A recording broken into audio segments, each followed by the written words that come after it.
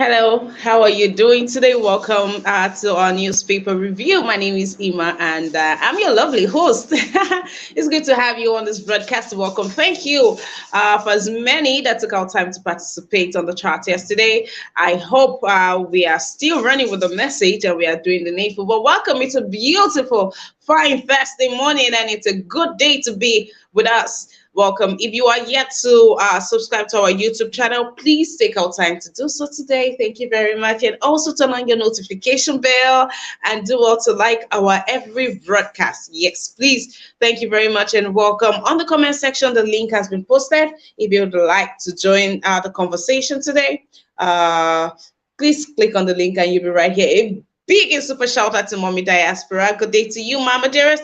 How are you doing? It's a beautiful day and it's good to have you on here. Please do well to poke somebody, let somebody know that we are on here and it's about time to see what our reps, our lawmakers, and it's about time to know what is happening in Nigeria. Yes, this is where you get updated, you get the latest on what's currently going on in the country. So, yeah, welcome on here.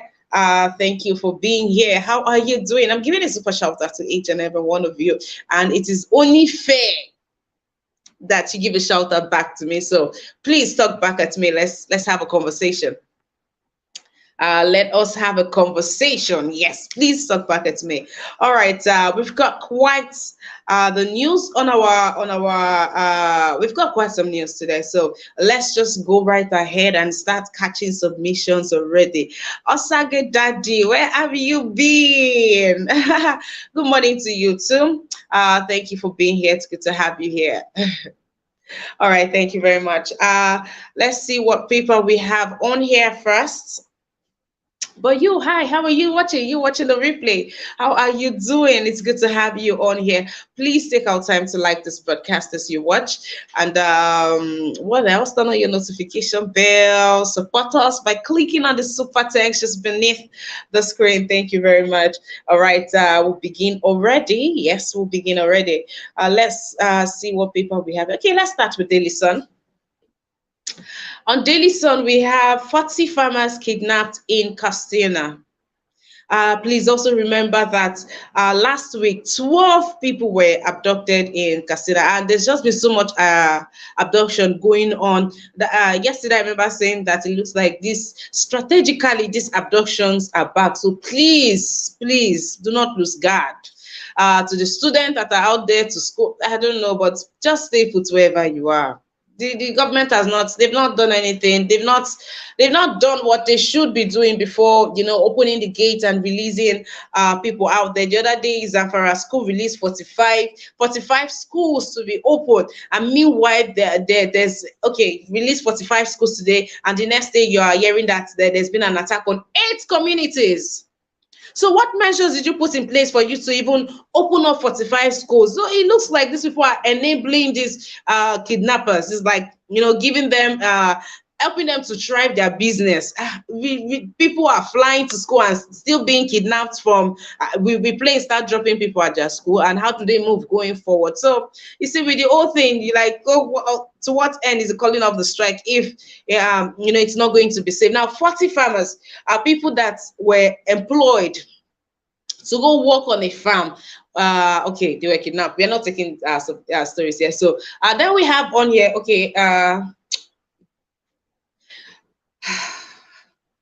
all right, Rivers released 78 billion naira for completion of projects, award new ones. And we have 1.8 billion naira for judiciary, appoint 7,000 justices of peace week. 7,000.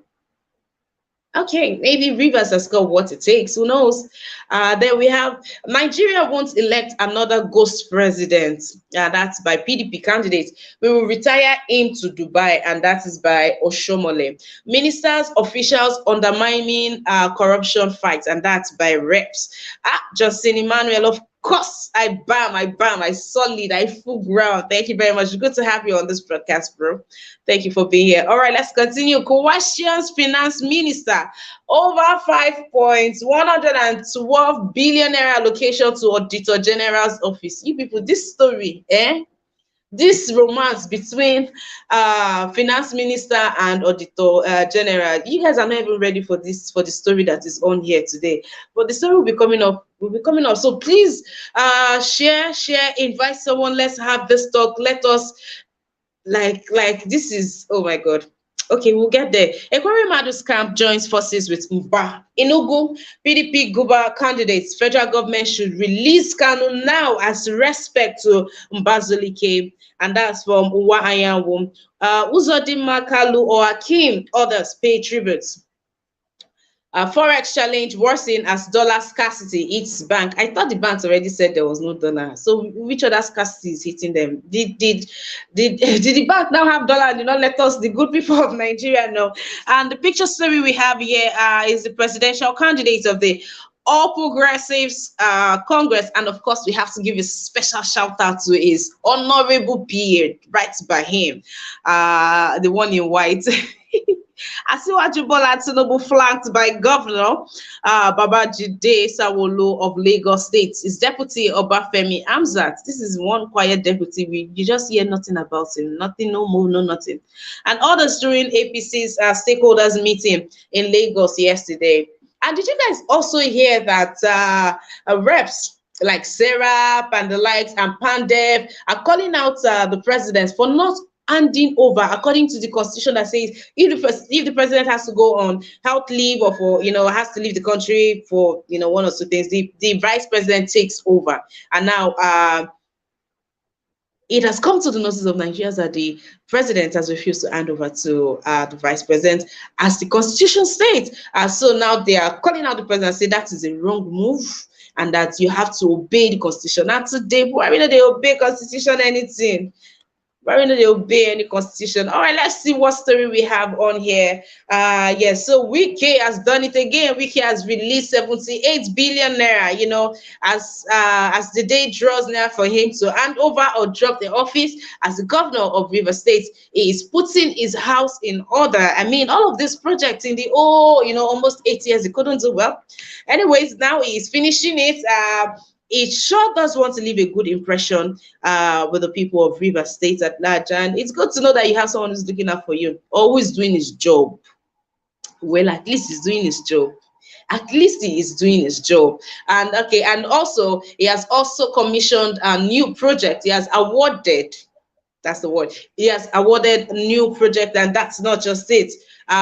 He also let out 1.8 billion naira for judiciary, and also appoint 7,000 justices of peace. Okay, that's so the farmer, the 40 people that were kidnapped in this farm. It's a rather sad story. The 40 people that were kidnapped on the farm, children from about 12 to 15 years old, 18 to 21, 25 thereabout, but 40 is a large number. And they're requesting for 30 million naira. These kidnappers are making so much. The government has enabled, okay, whichever one is correct, have or has at this point, but the government has enabled has enabled them so much that they've empowered them. We read the story of young Emmanuel that's kidnapped himself with his friends, and went on to tell his parents to play his parents, to dupe his parents of 1 million naira, and he got played in return by his friends, who told him that his father paid 500 against 1 million naira. When Emmanuel heard that he was played, he had to go report the whole situation, report his friends to the police. Of course, they had to arrest them. Of course, that's arrest happened. But you see, people are beginning to pick this up as a strong source. A very, it's this is like gold right now. Okay, so this 40 farmers, 30 million naira is requested or required, and of course the families are, of course, of their average or low income earners, and they are begging and asking for a slash, negotiation and all that. But they are saying that they are sticking to it, and in fact, they don't even want to deal with the parents of the kidnapped victims. That they want to deal with the owner of the farm that they had. From a very reliable source that is a very wealthy man. So they want to deal with the person directly. So is this now a strategy? where you kidnap a poor. So if this person now does not give a two about them, or does not want to have anything to do with, or let's even say this person is even, going through some bankruptcy and does not even have the money, will these kidnappers, agree that this person does not have the money? Or so what's going to be the fate of these people if the owner refuses to pay? 40 farmers, just when we thought that we are done with the whole kidnapping thing, after they've released the people. I mean, the other day the military came out and were rejoicing how they've subdued Boko Haram. They were burning bushes and all of that, and then you hear that Boko Haram and ISWAP are fighting over territory, and then they are still kidnapping more people. And all of these questions, like, what is happening? It's actually crazy. It is it's mind blowing when you put all of this piece together, and you wonder what's really happening. And then the story on the FX challenge was let's see what other story we have here. I want to take this in another story. It's more ambiguous in another story. Okay, so the ministers and officials undermining corruption fight. Now let's take the story. Let me read this out for you.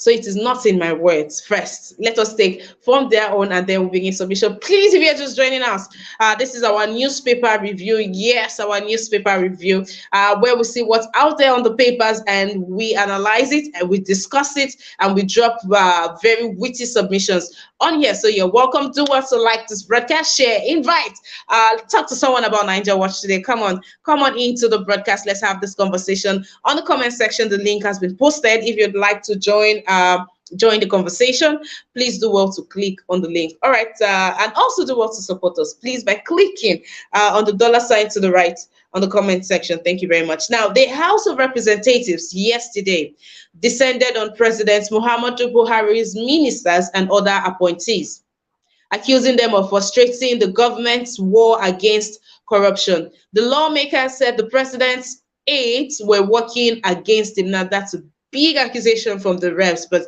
let's even, please, you guys just share this video, invite someone while we break this down. Let's have this conversation. So finally, the touch is on the finance minister.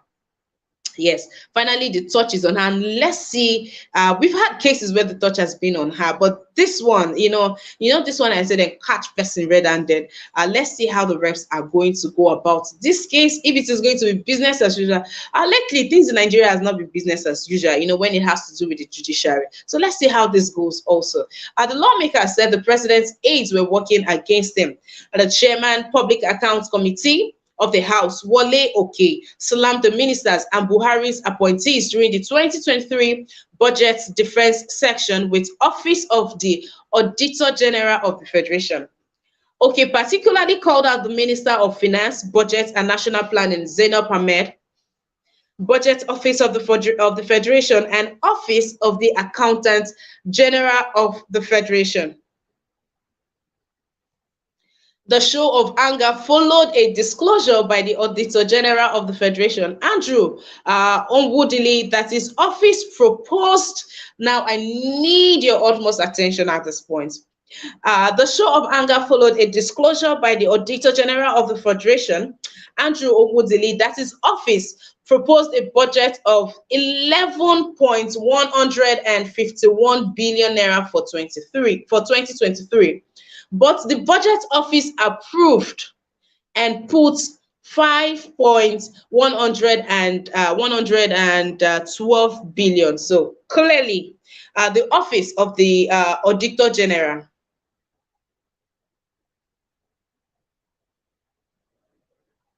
Okay, so the budget was the approved budget by the office was 5.112 billion naira, but the price, but the figure that was put on the proposal was 11.151 billion naira, and now that's over 10 billion naira. Wonderful. This is really wonderful. Now, that's not just it. Just please follow me. Let's keep going. He said his office had proposed a personnel cost of 3.41 billion naira as against 2.349 billion naira.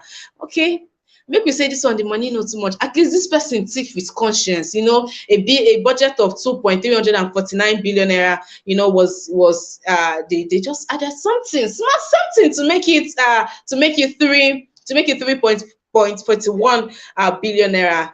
All right, then there is another proposal of 5.59 billion naira for overhead costs as against 2.113. Now this has against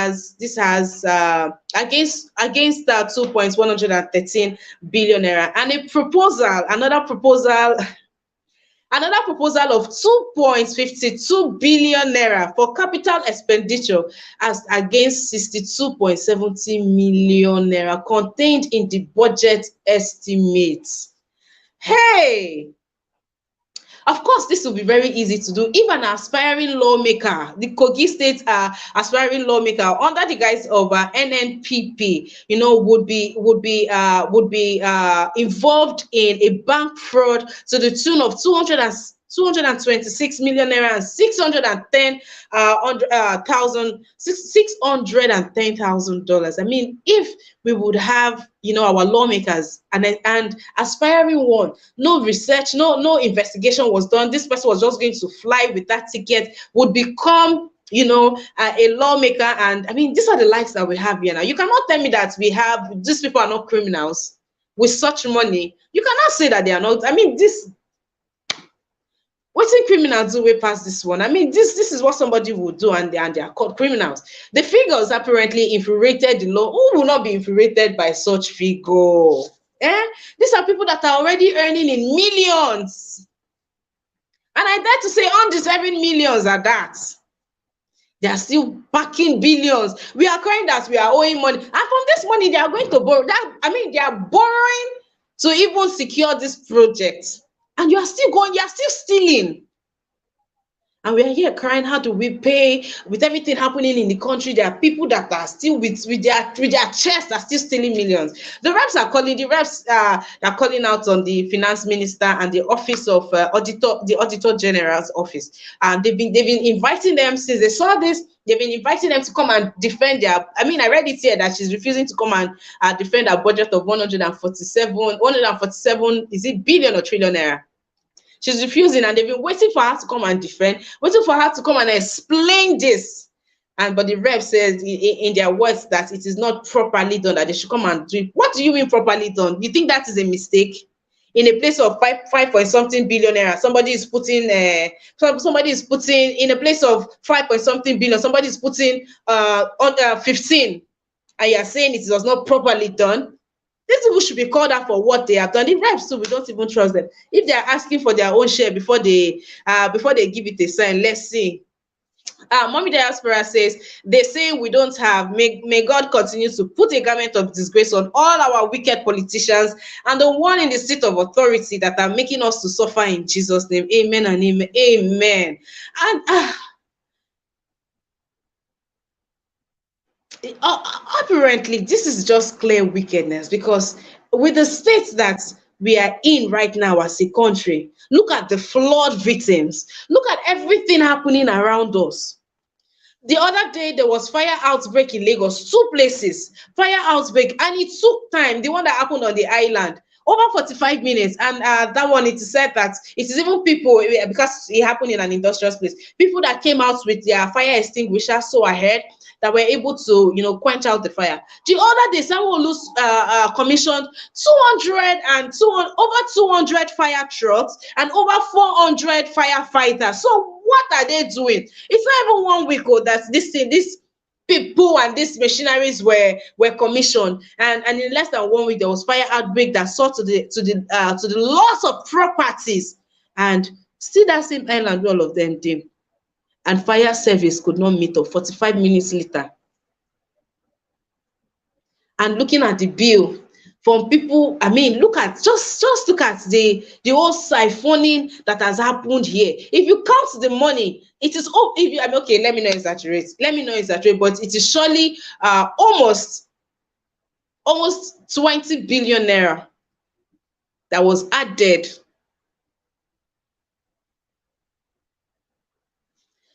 Johnson Emmanuel says every diaspora have money to create at least 3 jobs in Nigeria, but nobody to trust. Fake people everywhere. Ha! This is wonderful. Mr. Charles, how are you doing? It's good to have you on the broadcast. Thank you for being here. I'm fine, Mrs. Emma. How are you too? It's been a long time. It's really been a long time, Mr. Charles. I'm fine. I'm okay. Okay. All right.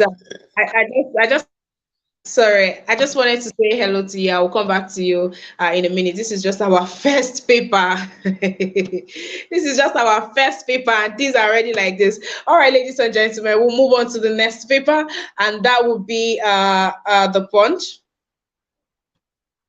On the Punch here, we have Forex crisis. EFCC arrest 87 Forex dealers in Abuja and Lagos.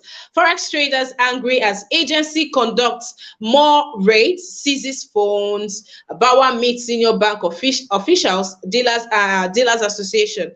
Licensed dealers back rates, share pros and cons. Here we have floods. Federal government okays 506 billion naira east-west road contract. Aggrieved presidential aspirants have rights to complain, and that's by APC. On power, Senate to grill minister over 147 billion naira project that she's refusing to come and defend. By the way, let me just add it. She's refusing to defend this budget. And let her defend this budget on national television. Let's all sit down. This one concern everybody. Fasoranti says, I am Afenifere leader. Adebanjo response, you are joking. These two old men, I beg, no be una own this was muna park one side. Ganduje begs Lagos Hausa communities to back Tinubu Shetima. Oil theft, 134 ships rust as court cases drag. Ifeanyi, Davido's nanny cook may face charges for negligence. Castina abduction, woman abducted while raising wedding. Oh dear, woman abducted while raising wedding money. I can't even finish. I can't even finish saying it. Somebody that is looking for money got abducted. So now the money that she has gathered, the one that other people gathered, the one they intend to use for bride price, the man should just bring it. I mean, it's really crazy what's happening here. We just took a story of 30 was it even 30 or 40 people being abducted on a farm of a rich man. Because he's a rich man, they have to kidnap these poor people. I mean, my own offense. So now it is an offense to be poor in Nigeria, and it's also a problem to be rich in Nigeria. If there's one thing I know, it sure does feels like a dream what is happening back home here in the country. Johnson Emmanuel says diaspora alone can solve unemployment problem in Nigeria if we are sincere to ourselves. Really? Okay, all right. If you are here with us, thank you for being here. Mr. Vine Maxwell, I hope you are well. I'm not sure I saw you yesterday. I hope you're well. Brother Nice, Mr. Machiavelli, all my people, I hope you are well. Mr. Kennedy, I hope everything is going just fine. The story on the video, new findings, the nanny and cook may be charged for negligence, but then again, people are asking, is that Davido does not have CCTV in his house? How possible is it? And then again, there's a reaction to of what use is CCTV if there is no one to be watching it. I mean, that's the whole idea of CCTV. But I know that, but I've known for quite some time that the chances of us having to watch that moment. I mean, we know Davido can be can be shredded in secrecy. Let me say that rightly. Davido can be a private person when it has to do with his very personal life. He can be very private. Even his boys are loyal to him. They don't snitch on him. You will not hear someone say that. No, unless they want the story to be out. That's what I'm trying to say. So, and that's what I was trying to say the other day. That I'm not that. That's too intimate. That's too private. To be out there to everybody to watch their son's last moment. I think it's something. If they have the arts to watch that, then I think they should just keep it. The police go through it, they should just keep it and not throw it out there. They should keep it out there. All right.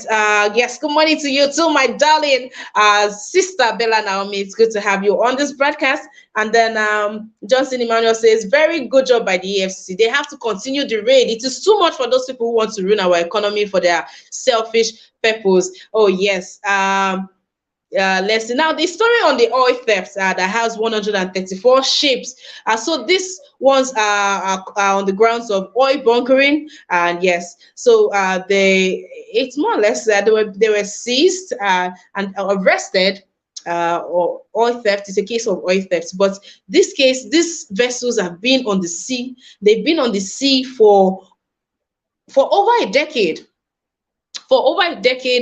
They've been on the sea. So this is something that needs to be done instead of it's just rotting away. This something else got 134, and there are still more coming, no space and all of that. So something just has to be done about it already.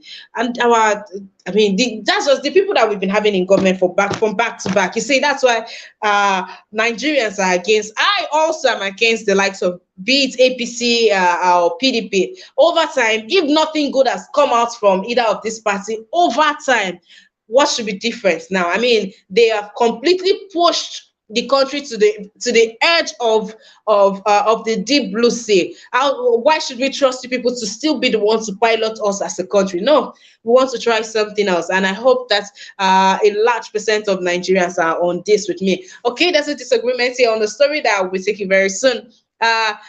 Mr. Israel, I just asked of you, I just checked up on you, and I would think the first thing you would do would be like, hey, Ima, what's up? How you doing? I'm here, I'm fine, thank you. And you're responding straight to Emmanuel Johnson, really? Okay, Mr. Asemota says, I disagree with that. When a government is in place, why would the citizens be the ones to do things? When that government's there to still remove them, simple, right? All right. This is from Mommy Diaspora. She says, if not, it's not if we are sincere, just Manuel. The word is if you are given the opportunity to do so. Our people will run you down and run you out of town. You will have to run back to where you. Oh wow. So, Mommy Diaspora, too, and also just Manuel, you are saying it is not a function of a government thing, it is a people's thing. It's a Nigerian thing. Okay, all right, the submissions there. All right, okay, please keep your submissions coming in. Of course, as you can see, we are engaging on here, both those on the comment section, those on the those on the panelists, and those on the comment section. We are engaging back to back. So let me catch your reactions to the stories as we go on. And now EFCC has arrested 87 Forex dealers. Now let's talk about this, and let's talk about the modus operandi of these people and how they are going about this. So some of these people have come out to say that the way they are going about it is not right, that they are being stormed, their phones are being seized, their dollars, their money being taken. Okay, no, the money is not being taken. In all fairness, the money is not being taken, but they are just trying to enforce and have a conversation in a way that is not right. There's a way to assemble all of these people and have this conversation with them. This barbaric treatment, or the way we treat each other, it doesn't make sense. Storming on people and just acting like they are terrorists. You are just there, and if not that it is in the news and some are packing up, but not everyone has access to the internet. Excuse me. You're just in your shop and you just see people storm your office with guns, and it's terrifying, and that should not be so. Well, they are saying that why they are doing all of this is that they just want to have a conversation with both licensed and unlicensed dealers, that anyone that comes to change money, that they want a record going forward so that they can keep track and follow up these people. And also they're taking phones to get contacts, they're taking phones so that they don't contact people to stay away. They're just trying to stay safe. But this whole Naira redesigning, I just hope it doesn't cause another chaos in the society. That's just it. So Lagos and Abuja, so far they've been able to take down 87, and this 87 has to do with both the legal and illegal bureau de change people out there. And okay, let's see what other story. Yes, the forex traders are angry, and they've asked that they go about the conduct. And I think yesterday I was just even being educated as a Nigerian. I didn't. Okay, no, not as a Nigerian. I didn't know, but I know it happens other places. But as a Nigerian, I didn't know that you need what is it called, you need warrants, to set somebody to arrest. Yeah, they don't use warrant for nothing. Police want to ask, by the time you ask police for warrants, they will come out want it first with slap. I mean, of course they're doing what they should not be doing, or probably the way they are going about it. But I hope that they don't go about it with this the whole forex crisis. I hope they don't go about it like they are dealing with hardened criminals, or they are dealing in a barbaric way. They should go about it knowing that they are dealing with humans. All right, and then Fasoranti, what is going on with the Afenifere? So Adebanjo, has come out. Okay, we know what is going on with Afenifere right now. One person says, "I've endorsed Peter Obi." Another set of Afenifere has gone on ahead to endorse Tinubu. Let's see how this further divides the Afenifere. Of course, it's not a prayer, but we see what this is doing. So, what has brought about this change? And somebody said that Tinubu has a spirit of confusion. Anywhere it goes, it just causes confusion. Anything that involves him, anybody that says no to him, he just sends the spirit of confusion to them. So let's see how this further divides, or let's see how this unravels as it goes on. Because no, of course, I'm not hoping that it divides, but let's see. Let's see what goes on with the let's see how this plays out. I think we've taken all the stories we have on the Punch so far. Yeah, we have taken all the stories. Justin Manuel says what is happening in public sector is also happening in private sector. Everything is just not about government. Sure, government has its own side as well. All right, Johnson Emmanuel, thank you for that submission. Let's move on to another paper, and that would be the Daily Trust. On the Daily Trust, we have here, starting with what Peter Obi has come out to say he would do with the people. He says, I would dialogue with IPOB and other agitators. Peter Obi has further gone on to say that cumulative leadership failure is what has caused the agitations. And he says, I am not an Igbo candidate. I will use North to develop Nigeria.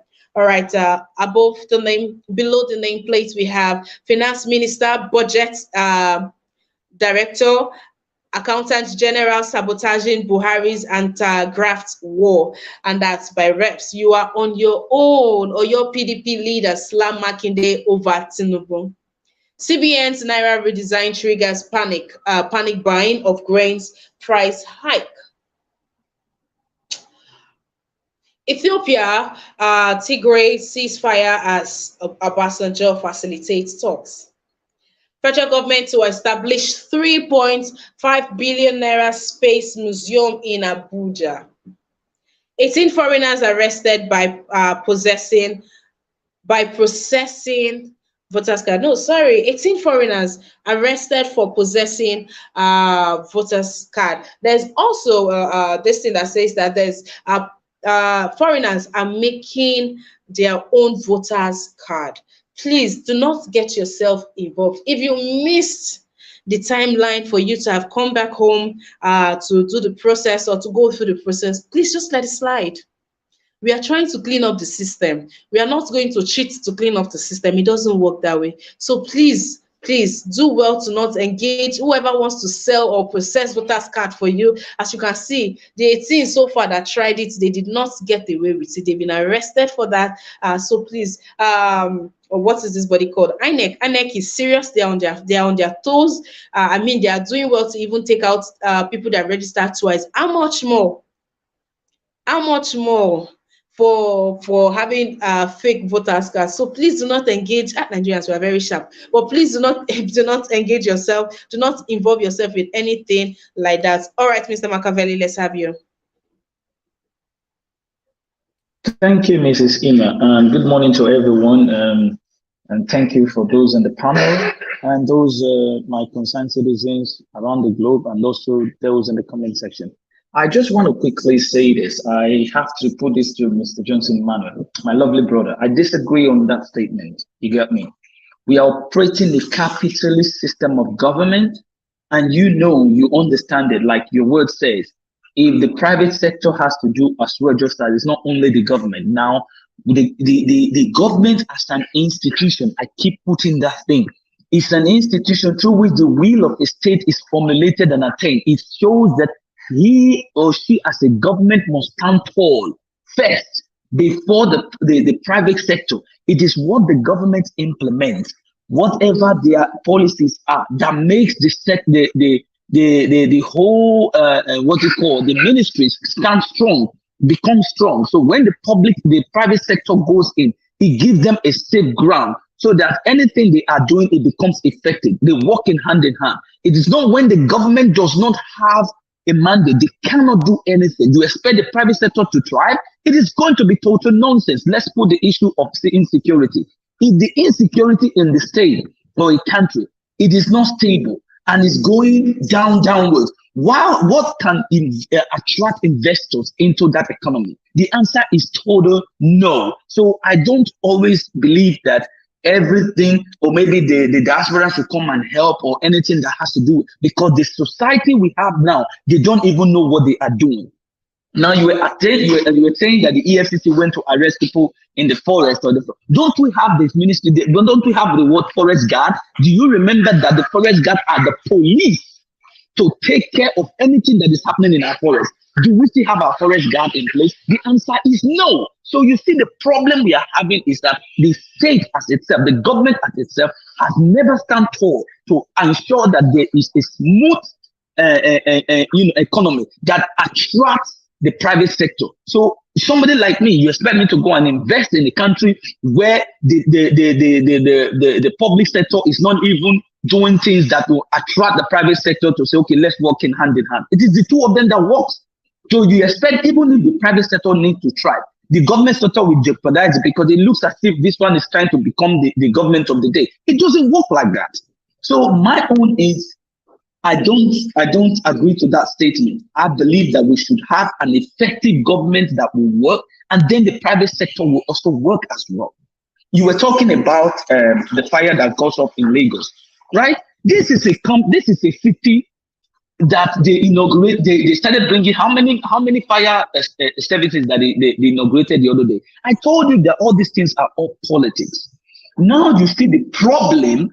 Now everybody's shouting. Yes, when Mr. Yes. When we were inaugurating this, I told you guys. Lagos were on fire. Okay. We are the new 200 and something fire trucks. Okay, now this is the thing. It's annoying. Now you went to inaugurate it because you want to use it as a political campaign. You were increasing people's salary the other day because of political campaign. None of them were able to ask you, where are you going to get the money to pay this thing, Oga? Where are you going to raise this money? Now you brought in these fire trucks, or fire services, so they are going to tackle nonsense. Now you have a fire outbreak. Now tell me, where are the officials that were trained? On what ground were they trained? Were they given that training to use that equipment? How were they effective? How many people were recruited? Nobody cares to ask. And now there's a fire rampage. You are running the street of Alaba the other day, raising the hand of your candidate because you want to become the governor. See, all these things are all strategy. We must, like I told my brother just now, when a government is not working well, you remove them. That's it. You don't need to be negotiating. Oh, we're going to do this. Private sector. What will the private sector do without the government? It's just simple. So all what we are seeing today is just the failure of the government, and we must admit that. And as a citizen, for us to join hands, I know the government cannot do it all, but we as private individuals must ensure. But when you have a level playing field where the government must stand tall first, then it will give me, as a private citizen, as a private investor, the grant to, bring in my things. If you have good ministries that work, before you do anything, The ministry must check whatever you are bringing into the economy. Is it going to be beneficiary to the citizen or not? It's not when you don't have anything, the private sector will just go there. What are they going to do? So everything will be from top to bottom, just like our president has always said, top to bottom. It has always been like that because there is no effectiveness by the government. That is just simple. Thank you. All right, Mr. Machiavelli, thank you for that.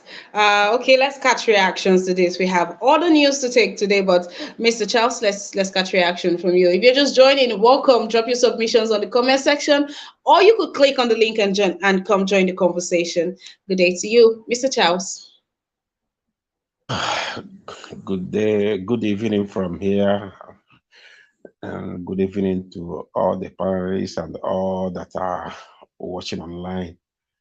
You see, for a while now, I've not come in this channel. I've been listening because each time I listen, I honestly it troubles my heart, especially the situation of Nigeria as it is today. And when I see people discussing this present government, negotiating with them, saying, you know, giving impression that they can come back to power again, especially APC and PDP. It's no, I became short of words because I don't know what else to say. Today, uh, Nigerians, one of my brother-in-law, the wife supposed to go to Abuja 2 days ago, but because there was a news that Abuja had been taken over by terrorists, she cannot go again. Now we are struggling where she because the appointment have been booked. I ask myself so many questions. Does it mean that we don't have government? The same government that that that are in the eastern Nigeria killing and destroying lives and property. They cannot even arrest those who has held Nigeria down for a long time. You know, this time these are the reason why I stopped coming here. Sometimes it's not like, but I do listen to people when they're speaking because I cry every day concerning what is happening in Nigeria because every day we talk, we talk, we talk, we talk. I've been in so many countries, and what is happening in Nigeria cannot happen to anywhere. No government, no government in anywhere in the world that can do what Nigerian government are doing, and they are still in power, and they are still coming out to speak to people, and the people are there, and the people are still clapping for them. No Or government. I've never seen such government anywhere. that we should continue to vote in their government to continue to rule. I mean, it's really brazen of them. Honestly, I've never seen it. I've seen when I was in South Africa, just because there was a road where I was living. The road, the road is not like that. The road was bad, but there was a few potholes. The commuter, the bus drivers. I wake up in the morning to go to my shop. I found out that there was no bus to take me to the shop. I asked what happened. They said that the bus drivers said that they will not operate today until the government come and fix the road. And the next day, the next thing we see that the government came in, they protest. I asked myself, can this still happen in Nigeria? No. Nigeria, where before our eyes, our health have been stolen. Before our eyes, we have been killed. Before our eyes, we have become slave in our own country. And the same people who has done all these things to us, we are clapping for them. They come back every 4 years, they come back with different story, and you see people buying that nonsense from them because we have a lot of opportunists in Nigeria who thinks, oh, they can become rich with opportunity. This is the problem we have in Nigeria. Everybody believe in it. That, oh, how to make money in Nigeria is by opportunity. That's what every Nigerian believes, and it's becoming an issue in Nigeria that gives these people that privilege, that uh, uh, give them that right to do whatever they like, and they will still go free.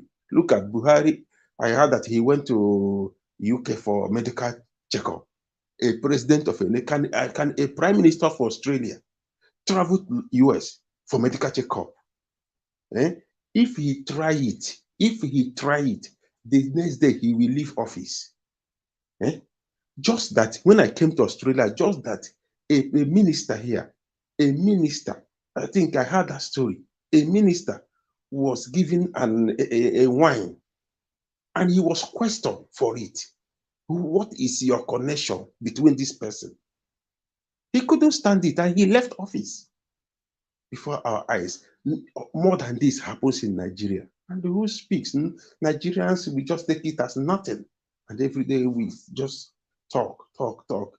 These are the reasons why sometimes I became tired of speaking, talking. I just listen, honestly, because I'm just praying that maybe God, this time, P2B, if God help him, he become the president of Nigeria. Maybe, because that is the only hope I see in Nigeria, not these people, Atiko, Tinubu, and the others.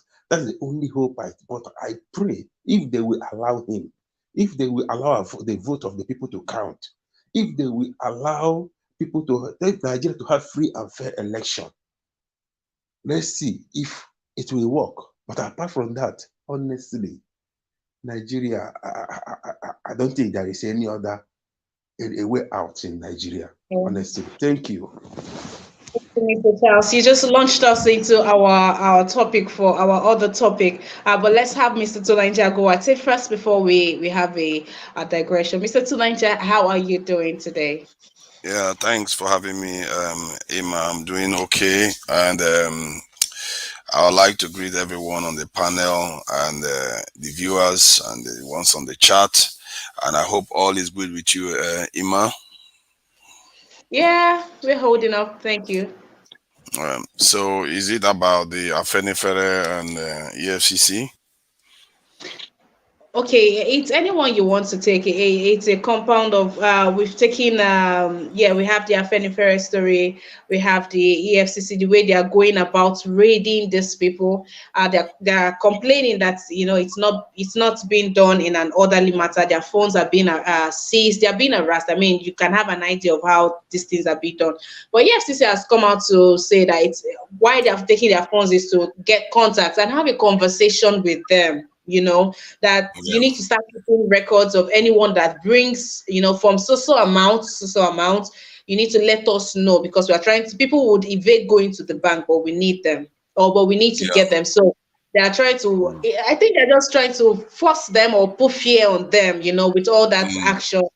Yeah, that's Mm. so taking of I, it. I, I think I think what the EFCC is doing is basically doing the job they were meant to do. Although you can argue that because they haven't done their job till now, that's why they appear to be, roughing people up and doing what they are doing.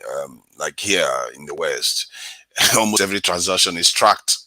This is the thing I've been talking about: transparency. Everything has to be tracked because if you have an economy that is functioning, you can have people undermine your economy just by either cash this in removal from the economy or flooding the economy with cash one way or the other. And the EFCC probably understands from the directions of the central bank that there are things that they have to curtail because these things that can make or break a nation. And I've seen a case where the Kenyan government arrested the CEO of a multinational company because the multinational company, the CEO was hoarding energy supplies, thereby increasing the cost in the country. Not that was stressing the country out. And some people are mischievous in the country that you are living in, and they do everything to sabotage the country. And you have to understand that from what I gather in Nigeria right now, I look at Nigeria and I see people that are very, very discontent with their country, but yet physically on the ground, in terms of infrastructure, in terms of life expectancy, in terms of even access to quite a lot of services, they have more of them today. So it tells you that the level of discontent that is increasing in the country is partly due to insecurity, but that cannot explain the high level that we are seeing right now.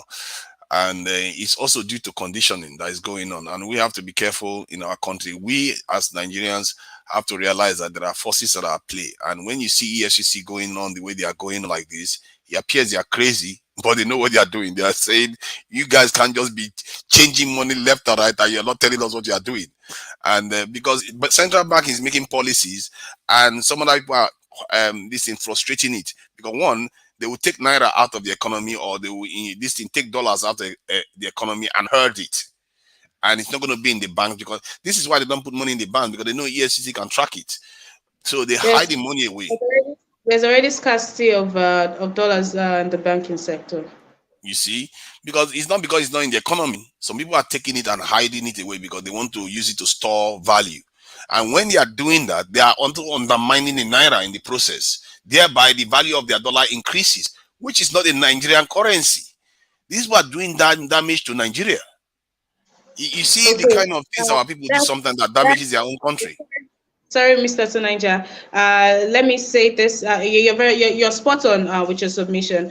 So yesterday, there was a review of dollar. Dollar went up for as much as 858 naira to a dollar. But as at when they did this arrest, this dollar went down to went down to 805 as at yesterday, Ah, think as at this morning, yes, as at this morning, that's what the report says. So you are spot on with your submission. I just wanted to, support that so mm, people hear it twice while you speak. And thank you yeah. also to Dr. Gomez. Thank you very much. Keep watching. Thank you very much. All right, Mr. Tunanja, please go with your submission. Yeah, because what probably happened was when they saw EFCC running rampage, those people that have dollars started looking for a way to spend it. And you have to force them to move the currency out, because what they are doing is, for their own selfish end, they will rather the dollar go up in value. Because when they take naira and put it in dollars, then they come back again and buy naira to do whatever they want to do. They will have a lot more money in their pocket. Remember, petrol prices are increasing. A lot of things, the price remain the same. So they are storing value in the dollars and damaging the Nigerian economy in the process. This is a natural impulse, which is, you can't exactly say they are evil. This is not necessarily an evil plot, but the government has a responsibility to make sure this impulse doesn't damage the economy. We can't have our currency keep getting depreciated because some people are being selfish, just like some petrol station owners hoard petrol to sell it as a markup these rates. So I think they are doing the right thing, and I really hope they go deeper and make sure that most of the dollars that are held in the economy is spent.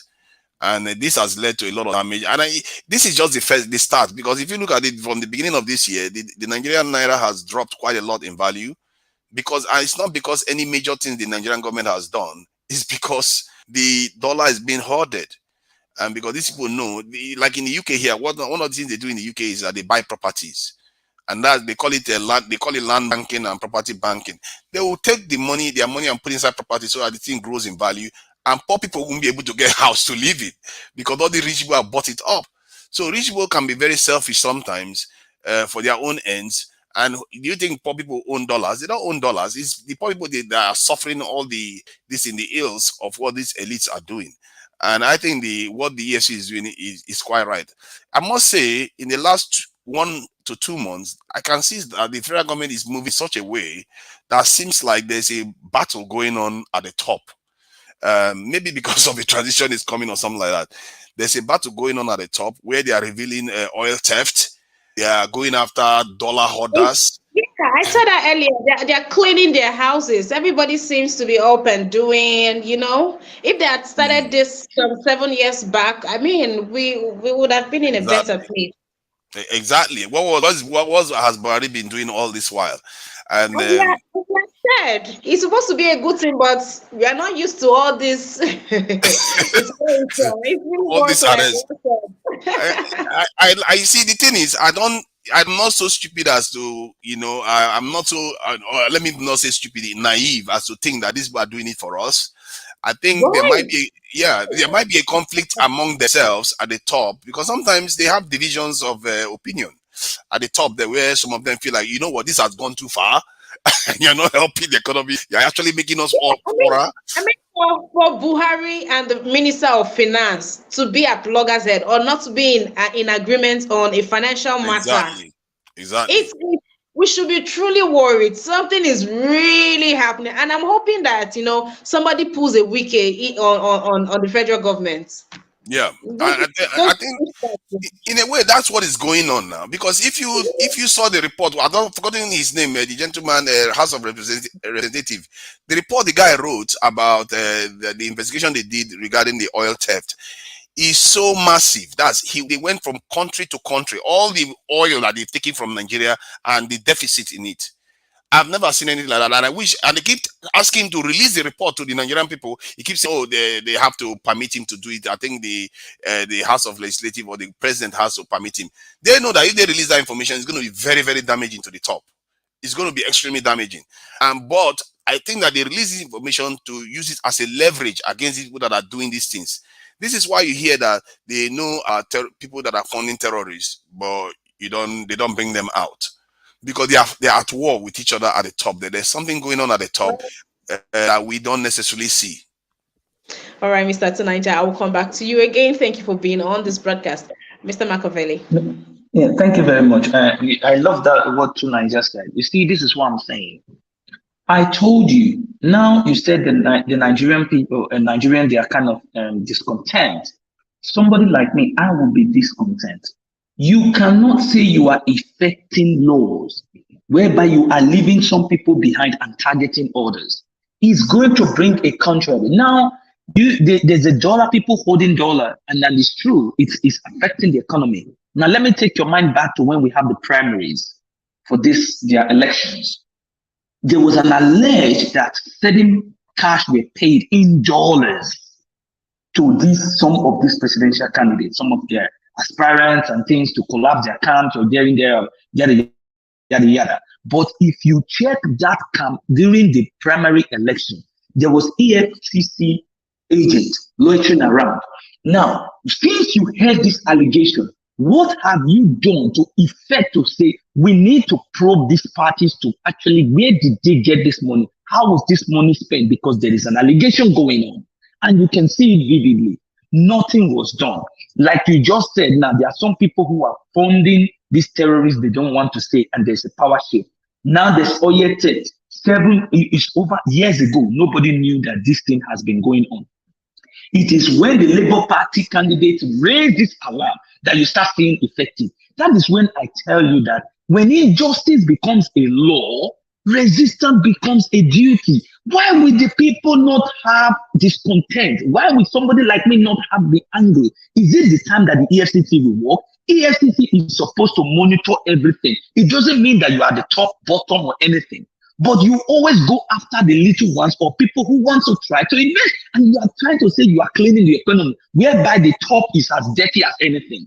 So therefore, a government being in place must actually put effectiveness first. Clean up your house before you go to other houses. But yet, we still have people loitering around, moving cash around, but we still don't have. How can you tell me that in a place we don't want to bring people who are funding these terrorists? It means you are part of it. Then you want to come and tell me that I should change my own when you have not even changed your own. So for me, it is just total, absolutely. We need to put a proper government so that everybody should be subject under the law. As for Peter Obi, I didn't say it in my latest, trying to bring up saying I want to have a dialogue with the IPOB. I support that. And if you recall, whenever I was speaking before, when this thing comes, I said, it is time for any government to try to see what is called a national dialogue. Because Nigeria right now is suffering because you cannot be beating people, You don't want to know why they are agitating. This is a problem. We need to think first. Why are you angry, my brother? What is actually happening? How do we find a solution to it so that we all can live peacefully? How do we have a change on this thing? Nobody wants to ask that. You want to just kill them. See what Buhari said the other day. These people are just a dot. How can you categorize people like that? They will be angry, but you are preserving others. So we need to find what is happening, and I welcome that development, and this is why I stay with the Labour Party. Because these are policies, these are things I want a government to be bringing to the table All so that right. we all can develop it. For my last, the last but not the least, the Labour Party, I want them to win. The reason being, this is just the reason. And if they cannot effect this thing, I, Mr. Machiavelli, I will come on here. I will be the first to be lashing Obi. I swear, because you have promised and you must deliver. And if you cannot deliver, Oga, leave there. We want another person. Thank you very much. All right, thank you very much. Thank you also to as many that has just coming in. Joseph Oji, good morning to you. Joseph Oji, how are you doing, sir? It's good to have you on this broadcast. Please take out time to like this broadcast. Take out time to share. Invite someone onto the channel. Yes, please do so. And let's have this conversation. Let's have this conversation. Yes, let us have this conversation. Mr. Chubuzo, how are you doing? Welcome to the broadcast. I wanted to move on to another topic. So you have just 2 minutes. Yes, you have just 2 minutes, please. Yeah. Good day, everyone listening. Good day, Emma. What happened with the EFC's matter is in 1980s.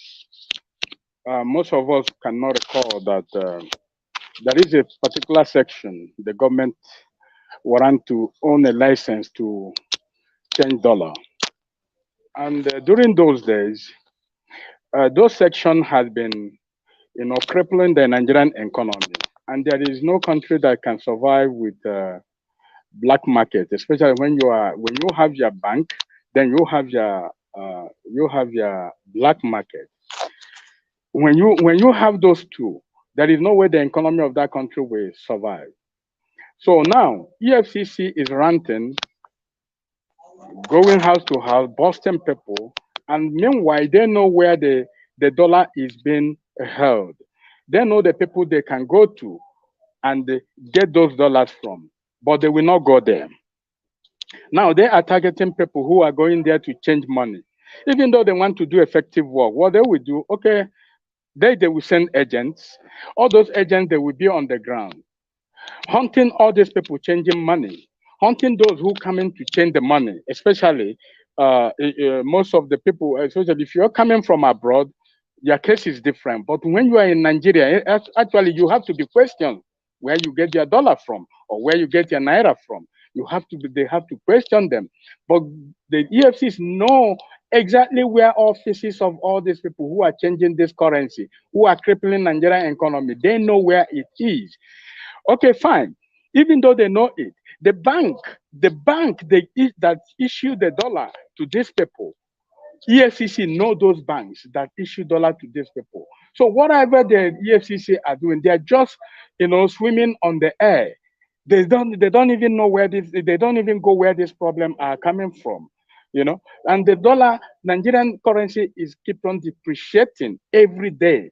Nigerian people keep quiet and they don't want to do anything about it. I promise you, before Buhari will leave power, Nigerian currency may go to 1.5 naira, 1,500 naira before Buhari will leave office, and Nigerian people will do nothing at all, about it. So EFCC know exactly what is happening. Then let me come to the fire service issue. This man paraded some fuel vehicle. What I want to ask Nigerians is, those vehicles, are they working?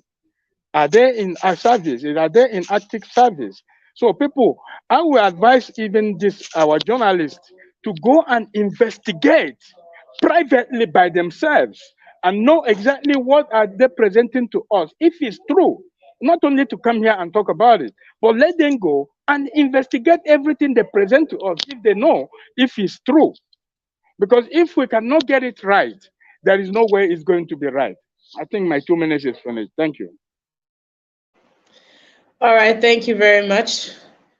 All right, thank you very much, Mr. Chubuzo. Oh, yes, of course, we are taking reactions. I saw this reaction from Eric Andes, and this is a good one. She says, they just appeared, they are working. They just appeared, they are working. Any big name is out in the public as the person behind the oil theft in Nigeria. We will never believe they are really fighting oil theft.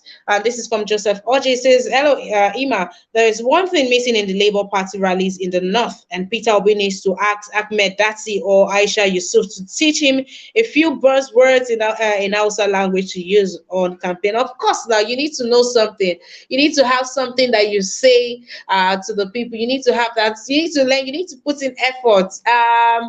So this is for you, Mr. Peter Obi. Please pick up a catchy phrase, say something, learn something, a line or two that you know will catch the people. Let the people know that, especially in the north, you know, they have this thing when you speak their language. They are so excited and they're looking at you like, okay, so yes, that's a good one, Joseph Oje. Thank you. And this is going to be on display for quite some time, should so other people can see it also. All right, we have this. Now, somebody said something, and I should have stopped you at that point, but we had to go on. As we all know, that our beloved president, is on a trip. He has Buhari travels to London for medical checkup. Someone on here said if the president of a country of a certain country comes to Nigeria, he's going to lose his job. It's immediately he is losing his job. All right, and indeed, what cannot happen in this our Nigeria does not exist. But very soon, it will soon stop existing in Jesus' name. Amen. All right. So the president, and now these are conversations that we need to have. If we've never been so concerned about medical trips and leave by President Buhari, has brought it to limelight. He has shoved it, he has stroked it, he has pushed it everywhere in every part of our body, and you know it has brought out concerns. Why are you always running for medical checkup, or I know abroad? Like, this is just checkup, and that's, you know, brings in sight our own, what is the fate of the average Nigerian if the president, right, does not concern himself at all with does not even consultation, nothing, anything that has to do with his medical state, nothing it is not spoken in any Nigerian language. What then do we say about the average Nigerian? I mean, we remember when the first lady called out the people. We remember when the story, when Asha attacked management of Asura Clinic, when she came out and said that they don't even have Panadol. I mean, we remember that story, don't we? She called, come and talk to me in the comment section. Remember that story. I don't need to go bring up more on this. I'm sure we remember when the first lady, you know, said this, that they don't even have as much as. Nobody I heard that story. Yeah, I heard that story. But one thing you must understand from Aisha Buhari, her word is not credible. Watch her very well. Her word is not credible. Thank you. My brother, sorry, Mrs. Ima, let me just comment on that. My brother, even if the word is not credible or not, now let me ask you, we all did it while we were in primary school. First aid, what does it mean? It's a first treatment given to a patient before the arrival of a doctor. Now in Aso Rock, a first aid, let's just say it's a first aid now. We don't have paracetamol. That shows that this is what I've been telling you. The effectiveness of a government, they failed on that. So it means that no Panadol. Now you are running to another medical trip to go and take Panadol. So the average Nigerians that you are governing does not have Panadol. So we are still in that darkness. My brother, here we go again. Oh. All right, let me continue on the story. So speaking, okay, let's just travel all the way down. Mrs. Buhari said she recently fell ill and was advised to travel to London for treatment, but she refused. I called the ASO clinic to find out if they have an X-ray machine. They said it is not working. In the end, I had to go to a hospital owned and operated by foreigners, 100%. He said there is a budget for the hospital, and if you go there now, you will see a number of constructions going on, but they don't have single syringe there. What is the purpose of the buildings if there are no equipment? Now, that's the article I just read from, and that article is from the same piece at Premium Times. It's from Premium Times. And she also said one time she was sick, and you know, she went to Asukoro, and not even when she was advised against it. I mean, even when she was advised against it, she still decided to go. And in a very recent still talking about it. Please, let's watch this video and observe the health condition of to the women. I'm sure the women, maybe men too, would understand, but to the women, when you just come out, that just you just had a baby, you just come out of that delivery room, and let's just watch this video and have this conversation. I'd like to show you the living condition of mothers who have babies, who have neonates in Luth. This is where people sleep. Now they made available a lodge. The lodge is not good enough. The lodge is in terrible and poor state. And as of this morning, mothers were thrown out without prior notice, without anything. So we're going to post this. This is the reason why I want this to go viral as much as possible. Repost, tag anybody you know.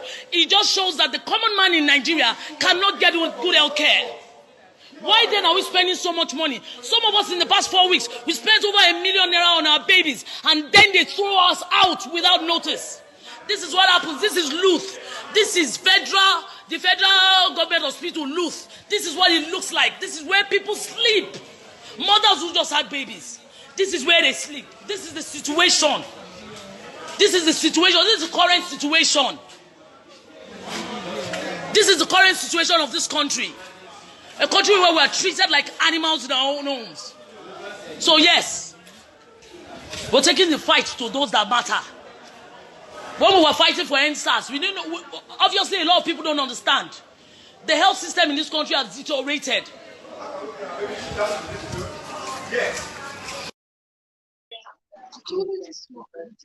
Where this thing Can I happen? say something quickly about this?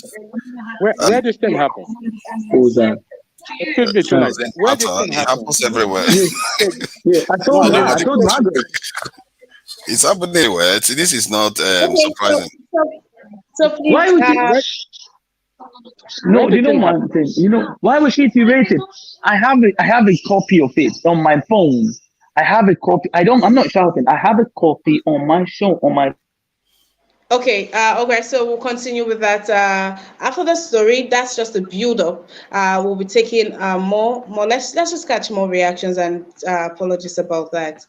Okay, so we have this other time in the news, a doctor in Delta State, had 4 babies, and when all 4 babies died, the babies they had the previous night or the next morning died, and that's because the doctor was drunk, and he was the only one. They had just one doctor on duty. Now, if you check down, this is September 4th, 2022. So this happened this year. So I'll be sharing a lineup of things that has happened this year in the health sector, and how we need to. This is our life. This is our life. We need to talk about this. So these 4 babies are the other fifth, the fourth one. There are 4 babies here. The 3 they had the baby. Something happened. They died. The doctor was drunk, negligence. Somebody carries a child for that long, and you allow drunkenness there, and they didn't have a choice. The parents at our interview, they didn't have a choice because that was the only doctor, so there was nobody to report. If they say we don't want this doctor, what's happening?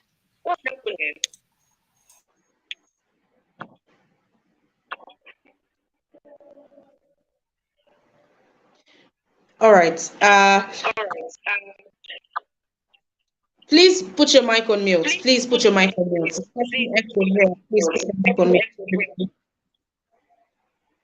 All right. Okay. So, the 4th patient, the woman had been there all night. When the husband and her brother came in the next day and asked her, "You're still here? You've not had the baby? What's happening?" She said, "The baby is stuck." Okay. So what's happening? Baby stuck. What's the next way? They say, she needs to go. It has to be C-section, but there is no light, so they can't do it. So the brother had to go and buy fuel for the hospital to turn on the gen and carry that out. But the baby, they still lost the baby because the baby had been there for a long time.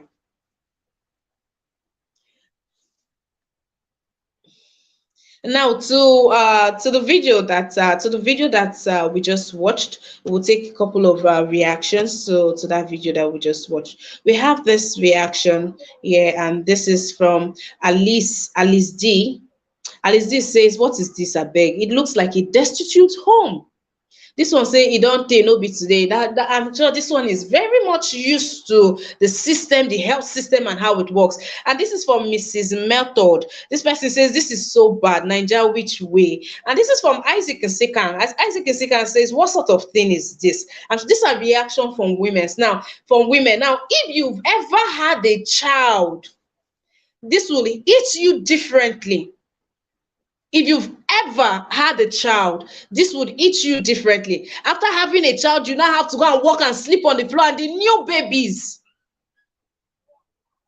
And of course, we are not going to act like we don't know about this. I mean, severally, when you go to places like General Hospital, Lagos, I will use instances of where I stay, and what I can relate to, or what I have experienced. You go to emergency section, Igbaja, no, not Igbaja, Ranzu, General Hospital, Ranzu. They don't have bed. So if you have an emergency, you are taking somebody for, just roll your student's bed and go, because there's no bed. And if there's no bed, they will not attend to you.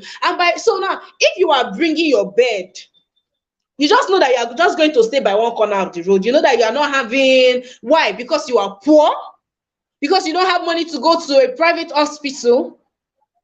Now, these are the same project, these are the same establishment that takes billions for budget. The figures that are even being budgeted for the health sector is not, it is not even standard. The federal government for over 15 years has refused to meet up to the standard of WHO. And now we have a president. So how many times in a year does this man go on medical trips, and how much does it cost? And in the 7 years plus, how much has he used on medical trips? And we have nothing back home. I mean, that was a report from his wife some years back of how there is no syringe. First lady, they asked us of what use is the establishment, because they are innovating this, they are doing X-ray machine not working at Socorro General Hospital. Now, look at this woman. This is a woman who lost her 3 children from fever because the general hospital close to her. That's the general hospital close to them does not, when you go there, they don't have anything to give to them. 3 children died of fever because they have nothing to give to them. This is another person. She says that we suffer to access healthcare services in hospitals. Now, these are people living with disabilities. This woman shared her encounter. She's blind. It is the son that has been taking care of her all along, and now the son fell ill. She took the son to the hospital. A blind woman. This is a son that this is somebody that is her eyes, her everything, helps her navigate, go about places, do things for her. Now, this boy was sick, and if you've gone to General Hospital, you would know that maybe hospitals generally, you know that the place you are going to collect list, the place you are going to buy one thing, the place you are going to collect form, the place you are going to sign, they are not even connected. It's like one big place. They just throw different. They're just throwing offices. They are not connected. So you are going here to do something, and you need to sign on that document. You have to walk all the way to another place, and you're now, this woman who was blind, the nurses could not even help her. Now, we are not even talking about the attitude of the staff. The hospital refused to. So she is the one that had to go and take list, and she was crying, she was begging them to help her. Nobody, they just abandoned her. It was when the son fainted that they now woke up and were helping her, and they went to buy the medicine, went to buy injection. When you people know that this woman is blind, you refuse to help her for more. What is even wrong with us as a people? Because now from us as a people, now we take enter government now. I've been seeing submissions on here talking about the, how Nigerians or how some family members or how people are wicked. You people didn't even know I had this compilation to talk about, but we just went on ahead to talk about how, we look out for opportunities to make money from opportunities, thinking that we are smart, always wanting to outsmart people, or if money is not involved, we will not do it. But this question I always have, is it a Nigerian thing, or it happens worldwide? I mean, people who have the opportunity to live with people from other nationals. I am asking this question. Is there something about Nigerians I think this is mostly a Nigerian thing, I must say. You can say this is mostly a black nation thing. This is not nothing. This is something that most people don't practice. And if you go to some parts of Africa, they tend to be a little bit more connected, not as all over the place. But I must say, West Africa and many African countries display the same symptoms. But once you leave these regions and you go to other parts of the world, you see collectivism and more solidarity among the people.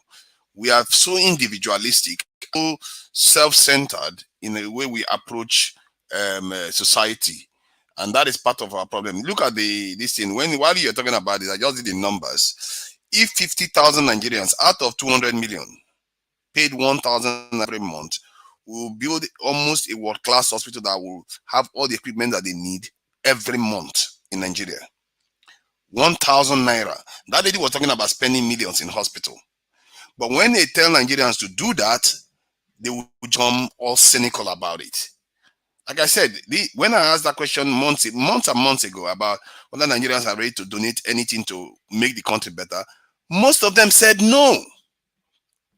And part of the reason why they said no is they feel like it belongs to the state, and they think that the country is rich. Like I made clear the other day, the country is not rich. I don't know where we got the illusion that we are rich. The people is what will make the country rich. If we decide to fix these things, we can fix it in a year too. All this problem goes away. We'll start building hospitals. Look at even the first lady is saying that you cannot even go to a hospital in Nigeria. It's madness, because we are behaving like termites. When anything that we are supposed to build, we are trying to destroy it. Everybody wants to use the next person to climb to the top. Where are we climbing to? In the end, we are all poorer for.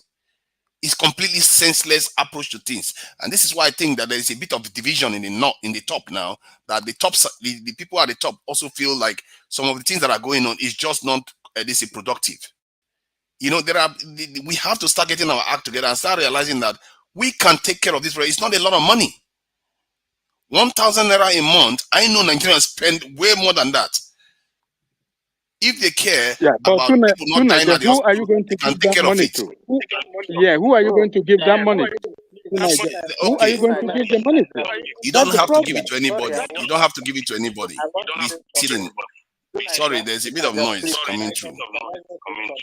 Please. See, You can have a transparency. So let me just finish the point I'm making. You can have 100% transparency, whereby the money goes into a bank account and you set up an organization that oversees it. They don't touch the money. All they do is approve the money for specific projects that the people have agreed to. Like say one local government area say they want to build a hospital.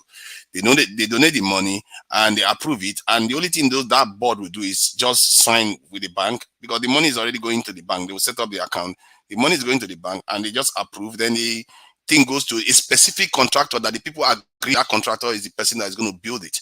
These things, if people desire it, even I can design it. It's not that hard to do. It's very straightforward. And they will pay the money to the bank, except you don't trust the bank. The bank is going to run away with your money. But clearly, the banks have your money right now. They are not with it. So they are not going to run away with it. They're going to use the money, pay for the contractors to build the hospitals, and you're going to be having hospitals built every single month. World-class hospitals built every single month in different regions of the country. All we have to do is devise an acceptable system that is 100%. It has to be 100% transparent, because I don't see why building a hospital should have any. You're buying a hospital equipment. Any money that goes in and comes out of the account, people should be able to see it. Anybody that wants to sign up to it should be able to see it. So if I know Nigerians lack trust in the authorities and any authority figure, hence why I said that we need 100% transparency, so that people's mind will be at rest when they are putting their money forward. Look at when ASU was on strike. When the Parents Teachers Association decided to step in, that they are going to help sort make the payment, guess what happened? ASU and the federal government suddenly found a solution. You see how they behave? Because they know when the people come in and start taking over, it's going to. Can you imagine if the Parents Teachers Association take over that process? That will mean that, one, they will demand transparency. They are not going to give money and the money just goes back home. They're going to demand transparency, and that is going to filter into other these in sectors too. And they didn't want that. Then the authorities took over again. ASU rejected it. Why would ASU reject money from parents. This is what should be encouraged in Nigeria. Do you know that Nigeria yesterday led an international team, Obasanjo himself, to create peace in Ethiopia? Nigeria did that. Guess what another thing Ethiopia did? Ethiopia has its citizens to bring money together to build one of the largest dams in Africa. That's what Ethiopia did. They put missiles, they put everything there to protect that dam because other parts of the world, they didn't want them to build that dam. Nigeria led a team to strike a peace deal in that country. If those people can come together to build a dam, a massive dam, how can we not be able to put our act to? They are just about 100 million. We are 220 million by now. We can put just 50 million Nigerians, 1,000 naira. We can be building hospitals, world-class hospitals every single month if we just make it 100% transparent and get the contractor that is going to be. We know good contractors. We know it's not a big deal. We already know the contractor that can build these things and make it solid. And the doctors are there. One of the biggest problems our doctors have is that our equipments are not good. So they don't feel happy in their. When you have a good tool, you have a brand new hospital, you see that this in their professionalism, and people will be happy to stay there and work and serve the citizens. Because the tragedy that Emma just showed us is not new. For almost every one of us in here probably know family members that are some element of this, that are not so sure this person passed and he shouldn't have passed. Maybe the treatment wasn't so right. Maybe the medicine they gave him wasn't so right. We know this is happening to all of us. Our people are dying every day needlessly because just simple healthcare is not in place. It's on us. We can solve the problem if we choose to. Me, I'm willing to donate more than 1,000 naira. If they say we should bring money and we have a transparent system, I will put my money forward to fix the problem. Right. The question is, are others going to be able to? Are others going to agree to do that? It's a question for Nigerians. It has solved that. When we take care of the health sector, then we go and take care of the education, then we go and take care of the oil theft, then we go and take care of. But then these people we are still paying. No, but then why then do we have these people? Why then do we have these people? Then they shouldn't be there. Let's deal with transparency. Let transparency lead us, right? Because we are still spending. And with all of this that is happening, did you hear about the severance package? The biggest ever. Package, From severance package, the biggest ever. With all of these incidents, it's sickening. See, that money you are looking at is taking change what Nigerians are capable of doing. I'm telling you, if we take all the money those people are paying themselves and putting in the economy, it's not going to be enough to fix our problems. I've said this before. If you are being all our crude oil cannot make us rich, if our whole crude oil cannot make us rich, it tells you that we are not tapping the greatest resource every other nation has discovered, the people. Because when the people are working together, you know what they also do? It gives them credibility in the eyes of financial institutions. In other words, if they know that the people can put money together to do something, you can now go and say, you know what, give us this money, our people are going to pay you for it. You know what? They are going to give you the money to build that thing. If you want $100 billion, they will give you because they know the population will do it. The only reason why Nigeria cannot do it right now is because the people are not working together to raise that money. The UK was able to borrow 300 billion pounds. 300 billion pounds in 1 year for COVID-19. Let's move on. Let's have other people. No. Ask yourself this question. How do you think 60-something million people have the credibility to borrow 300 billion pounds in 1 year? That's about $500 billion in 1 year. Because they know the people are willing to put the money to pay back to the institutions. But Nigerians are not playing that game. Everybody is out for themselves. And that is what has made us poorer for it. All right, Mr. Tunaija, thank you very much for your submission. I will leave the panelists to react to your submission and to react to the video too. Also, people here on the comment section, I am trying to catch up with you guys. You guys are so fast on here. Please keep it coming, please, and also invite and share. Let's have this conversation. Mr. Tunaija is of the opinion that we should rise up to responsibilities like manning our healthcare system, seeing that every our government has failed us, and we cannot keep toying with ourselves, because at the end of the day, it is the average man that keeps dying, not them anyways, because like our president, who is Exactly. always They don't go to the hospital. We are the ones going to the hospital, and we are expecting them to care about it. I thought we were supposed to be selfish. We should be selfish in this area too and fix our own stuff.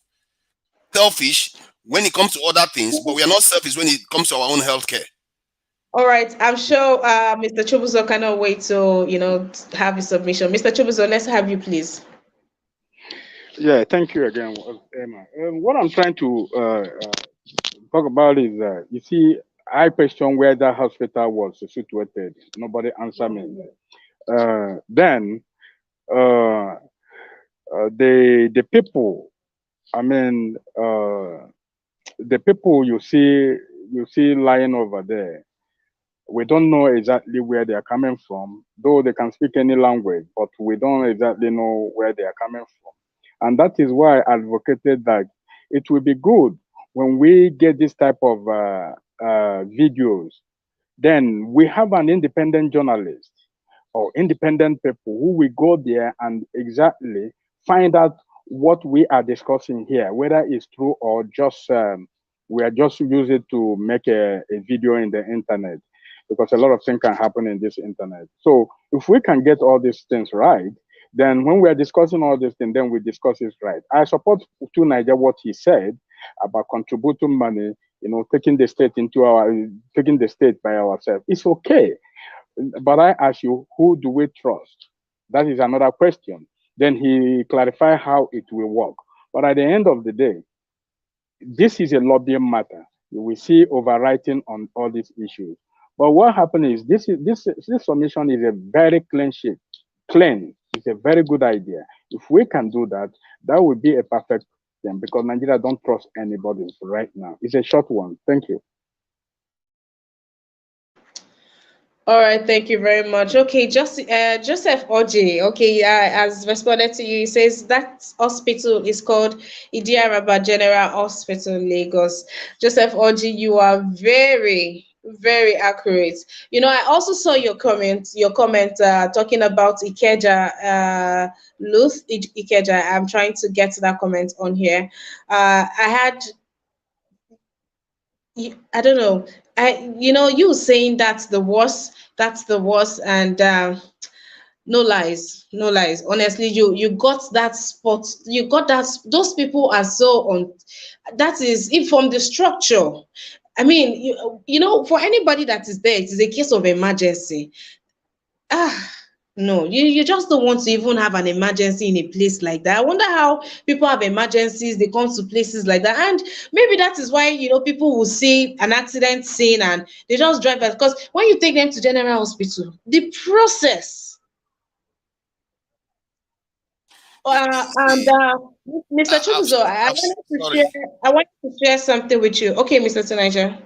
Yeah, I've seen Go. where if we treat the living badly and we also treat the dead badly. I've seen where in mortuaries they stack human beings fish, like as if they are nothing. They don't even put them in individual cabinets anymore. They just stack them like stockfish. And when you just the way we treat our people, it's like we are worthless, completely worthless. And this, we can't leave these things for these people to be taken care of anymore. And the structure is there. You can create a system whereby people can come and be able to get things done. As a matter of fact, the people can decide to. You can have a way for people to choose the kind of projects that they want the resources to be used for. It's a very, very straightforward process, purely transparent. The only contact you have with the system is the bank. You pay money into the bank and you see the results of your payment into the bank. If you are seeing all the funds that you're paying into the bank going in there, and then the people that are going to use that money to build what you want, the people see happening, you will see that the government will run like full speed to take responsibility of the process again, because they know the people are ahead of them now and they want All to be right. relevant. All right, Mr. Tunaja. I'll move on to Mr. Majid. Mr. Majid, how are you doing? Good to have you on this broadcast.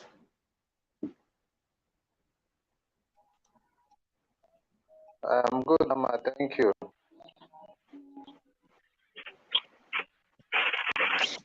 All right. Let's Can let's I? take a react.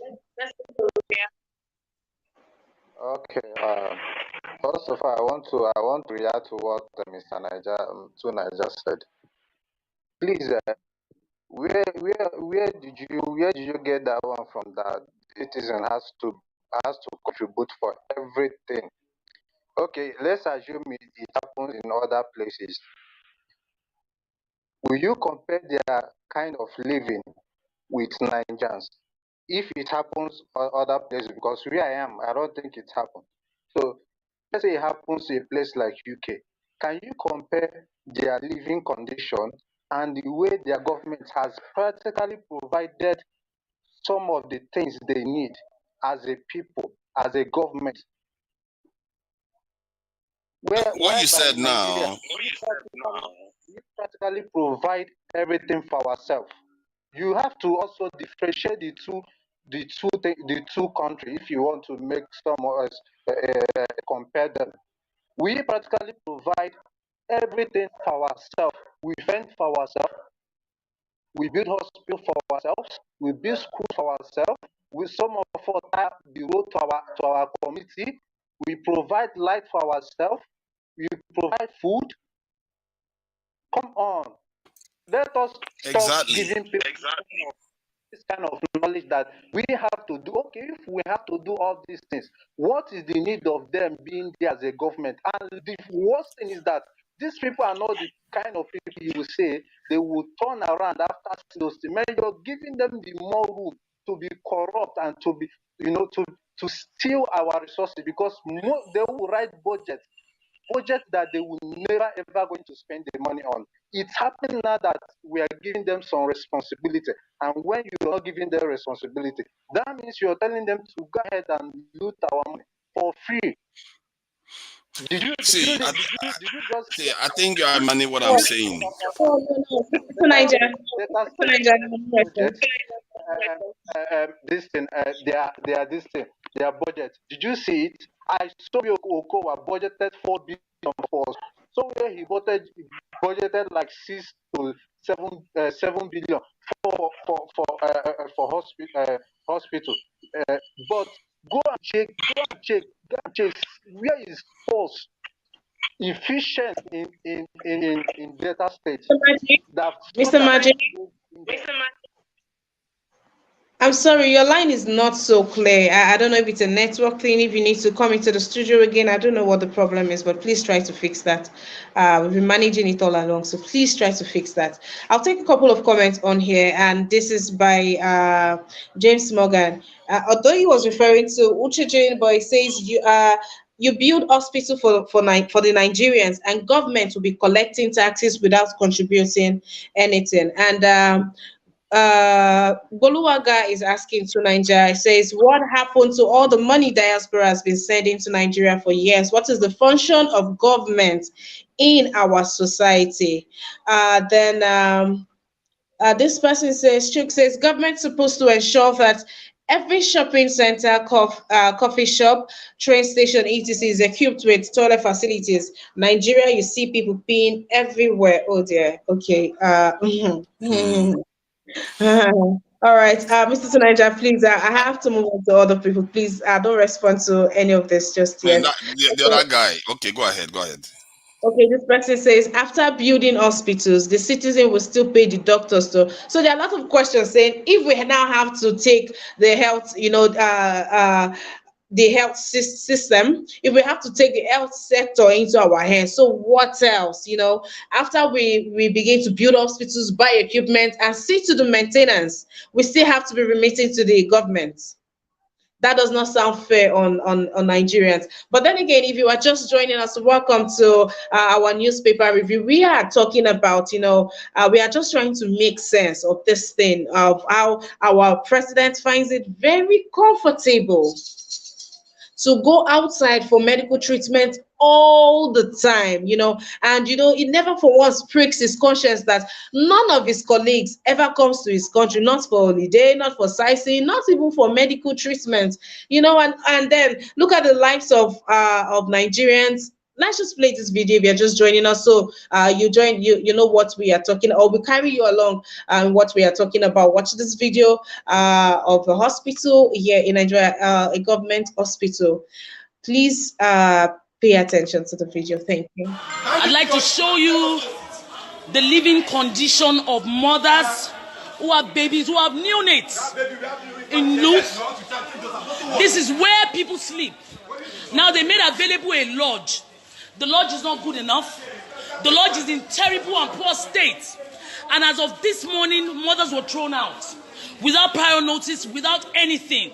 So we're going to post this. This is the reason why I want this to go viral as much as possible. Repost, tag anybody you know. It just shows that the common man in Nigeria cannot get good health care. Why then are we spending so much money? Some of us in the past 4 weeks, we spent over ₦1 million on our babies, and then they throw us out without notice. This is what happens. This is Luth. This is the federal government hospital, Luth. This is what it looks like. This is where people sleep. Mothers who just had babies. This is where they sleep. This is the situation. This is the situation. This is the current situation. This is the current situation of this country. A country where we are treated like animals in our own homes. So yes, we're taking the fight to those that matter. When we were fighting for NSAS, we didn't know, obviously a lot of people don't understand. The health system in this country has deteriorated.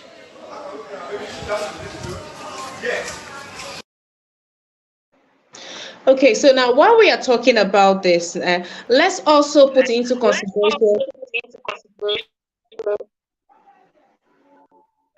Please do well to put your mic on mute, please. Please, if you're not speaking, please do well to put your mic on mute.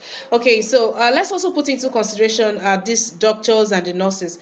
You know that they keep coming out, they are being old, they are overstretched and all of that. And so when we get that hostility from them, it could be because reports has it that right now, one doctor, one doctor gets to attend to as much as 10,000 patients.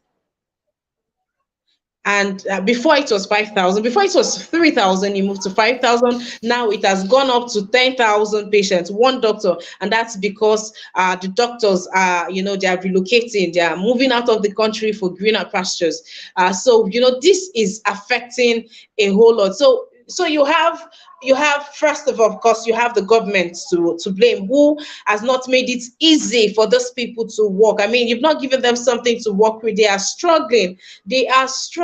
And sometimes, so I have a personal experience I wanted to share. One of my youngest son was supposed to go in for surgery, and everything was set. Everything. It was at last to the one in Ikeja, and they had even, inserted the IV line. He had this line in his hands already. And the surgeon would come and say, sorry, before this goes on, you need COVID-19 test. And now they don't do COVID-19 test there. And I was referred to someone. Now, I already said he has IV line. And so we have to wait for 2 days before it is the day that they run the test. Then we will go and make inquiries on if it will happen, or if it will happen that day, if it wasn't when they were going to give us a date, or if it was going to happen, they would have to go back in. I think it took 7 days then to get the result. He had IV line.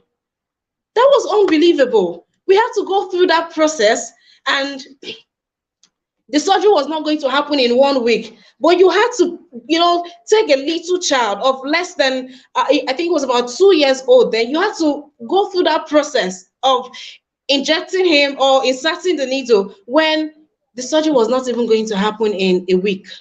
So sometimes there's this sense, or there's this pressure that these people are placed under. The working environment provided by the government, it doesn't work right. I mean, why should a drunk doctor take deliveries of 4 babies that ended up dying?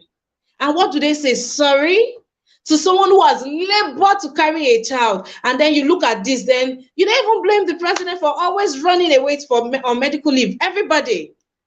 House of Rep member, House of Assembly, everybody goes outside, and then you are left with nothing, and people are dying. A woman has lost 3 of her children to fever because the health center, nothing. All right. It's unacceptable. Is it possible that I can respond to what the other guy said about this? I'll try to keep it very brief. I think he's misunderstanding the point. Said that the people can take care of things. What we do right now is we do it individually. We generate our own power supply. we treat ourselves individually. But when you do things collectively, the effectiveness is magnified. And this is the essence of society itself. But we as a society seems to be fighting against that trend. We put hands together to fix things. This is why you have insurance companies like in the UK now. They are talking about 1,000 for 1,000 people. You have 3 point something this in doctors. Here you are talking in Nigeria. You're talking about one doctor to 10,000 or so people. That is crazy. This is how we do everything we do. We stress our systems out. We stress our military out. We stress our healthcare out. We stress our education system out because we are not working together. And when people say that the elites or the government should do everything, they forget that they are the government. Who do you think when you pay system, you have a stake in it? Tomorrow, when you become an official, you want to keep the system functioning well because you don't want to destroy a system that you are relying on yourself, especially when it's performing. And I feel like our mentality towards the state and our own responsibility in it, we have to recognize it. We are the power of the state. If you look at the fact that our natural resources is not enough to sustain us at all, not even close, it tells you that the power of the state, until they start understanding that, they are not going to get out of this circle. You can create problem for every solution that I suggest, but it's not going to solve the problem. Because the only thing that is going to solve the problem is if we march forward, lean forward, and do the right things. I know we don't trust the government. We don't trust anybody in Nigeria. Then make this in the process 100% transparent, and it can be done. Or if you want me to do it, give me 2 developers, give me 2 accountants, and I will set this up. It's not that complicated. You say 100% transparent. Where money in is going to show up in the account and it's going to show up in your hands, because we have crowdfunding systems all over the world already. It's not a new phenomenon. It's a tried and tested technology. So let's start putting our heads together and resolve problems. And we've seen as an example of it just a few months ago when the Parent Teachers Association said they were going to take over the funding of universities, at least to a point. And guess what happened? The government resolved it quickly. Within a couple of 1 month later, the universities have been ordered to come back to school. Watch what happens. I believe that in this life, if you don't make yourself worthy, you are not going to get the returns in terms of leadership too. You have to make yourself worthy in this life. And I think the people need to start showing that they understand how to bring things together. We do it in our communities all the time when we have form social clubs and all the rest. We put money together to give to one individual later on and they give to the next person. Why can't we do it for the nation? We don't have to perform like this at all. We really don't have to. Yeah, and I said I was going to be brief, didn't I? Sorry about that. Sorry. Go ahead. All right. Mr. Chuk, how are you doing? Good morning, Ima. All right. Yes, sir. Good morning, fellow panelists. I don't know where to start because Mr. Chicks, please let me just acknowledge this correction. Joseph Orji, thank you very much for the correction. The World Health Organization recommends 1 doctor to 600 patients, as against 300, as I said earlier, but against 10,000 that is currently going on in Nigeria due to the shortage of doctors. Thank you very much, Joseph Orji. Mr. Chicks, all right. Yeah, it's a very painful experience for the people who are suffering this, but like we always say, this is the opportunity to know that what is happening to them is human cause, and basically we are included, because if we don't do the right thing, this is what we'll be getting. For tonight, I don't know where he's coming from. Every time he comes here, he come to talk as if he's a Jesus for somebody. I don't get that.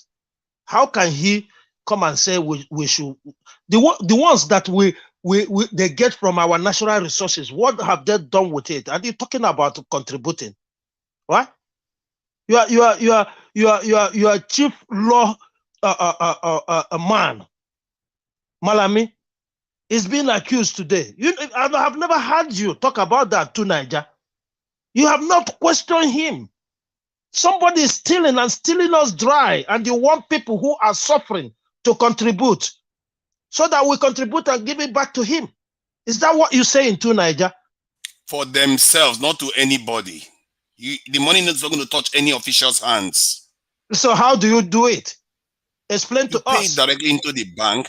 You pay it directly into the bank, and the people themselves choose which company builds this institution. When they vote and say that's the company that builds the institution, then you go ahead and build it. It's very, very simple application you can put together. And how do This you is manage something that it? is already being done. How do you manage it to build this The easy? board that is appointed by the people, just like you have NLC, you have ASU, you have the board that is appointed by the people will monitor the project. And you have the project will even monitor. Can you imagine give a project to Julius Berger or Slum Berger, they don't get it done? They will get it done. You give it To to the Niger, most reputable to company Niger, to make sure that it gets is done. it to Niger, the kind of energy you give here, yeah, I will advise that you give this energy, yeah, for first of all, for us to try to hold these people accountable, because there's nothing you do. To Niger, tell you this, there's nothing you do. It doesn't matter if you bring an angel without accountability. These things, even a common meeting we do within ourselves, common meetings we do within ourselves, we From still the have such people. people. It starts from the So, people. If the people start, you will see changes at the All right, top too. I believe Mr. so. Kunizer, please, let's not drag this particular issue. We other people need to give their submission, please. So, Please, I still want to talk as well, please please. make your submission not to be centered around to Nigeria. Just react to the states, the deteriorating state of our healthcare system. Please, let's move. so like I said, it's very disheartening. I've been saying this here, just like when we discuss about who can die for Nigeria. I said, a child, if you born a child in the hospital, these people, they even have money to bail themselves out of the hospital. Imagine those who doesn't have money to bail themselves out of the hospital. I always said this on this program. So when we talk about this, it's not like we hate Nigeria. We are crying because we want things to work. We want people to enjoy. For anybody who thinks that it's all right to throw a mom and a newborn out, may the same thing happen to that person's family. Because this is the highest of inhumanity to humans. This is unbelievable. A newborn baby who knows nothing. What is the sin of that child? For you to throw that child in the open like that, that child to be laid on the floor. I beg you, there is God, according to Jonathan's wife. There is God. Please, government, do something. Let people do something. And this is an eye opener for these mothers who are clamoring for a Miloko. You can see what you're gonna get. They don't care. They're not there to look at your face. If you like, cry. It's nothing. It doesn't concern them. The happenings to these flood victims will tell us more. Because if they have a sympathy in them, we would have seen them there. That is exactly what is happening. I yield the floor here. Thank you. All right, thank you very much for your submission, sir. Let's take this comment by Chidi Obuku. Good day to you, sir. Thank you for being on this broadcast. It says, Ima, don't ever pray for Nigeria to happen to you. Have you asked why Nigerians believe in God so much and their pastors? My daughter went for blood test. She had to wait for a couple of weeks. Honestly, and the things they do does, I mean, I sit here and I look at all of these things, and honestly, imagine what other people, are going through. You would insert IV into a child that's probably in 2 weeks, might not even. So the IV is supposed to, then they're supposed to be on admission for what? It doesn't make sense. Then so it's even, you are going to a doctor and you are praying, like literally say, Father, I commit my doctor into your holy hands. It might sound funny, but you have to now start praying for whoever might attend to you.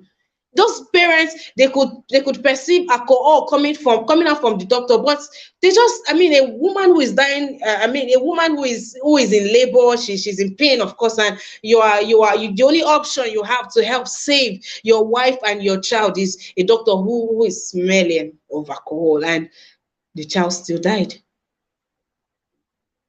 So Mr. Majid, let's continue. Please go ahead with your submission.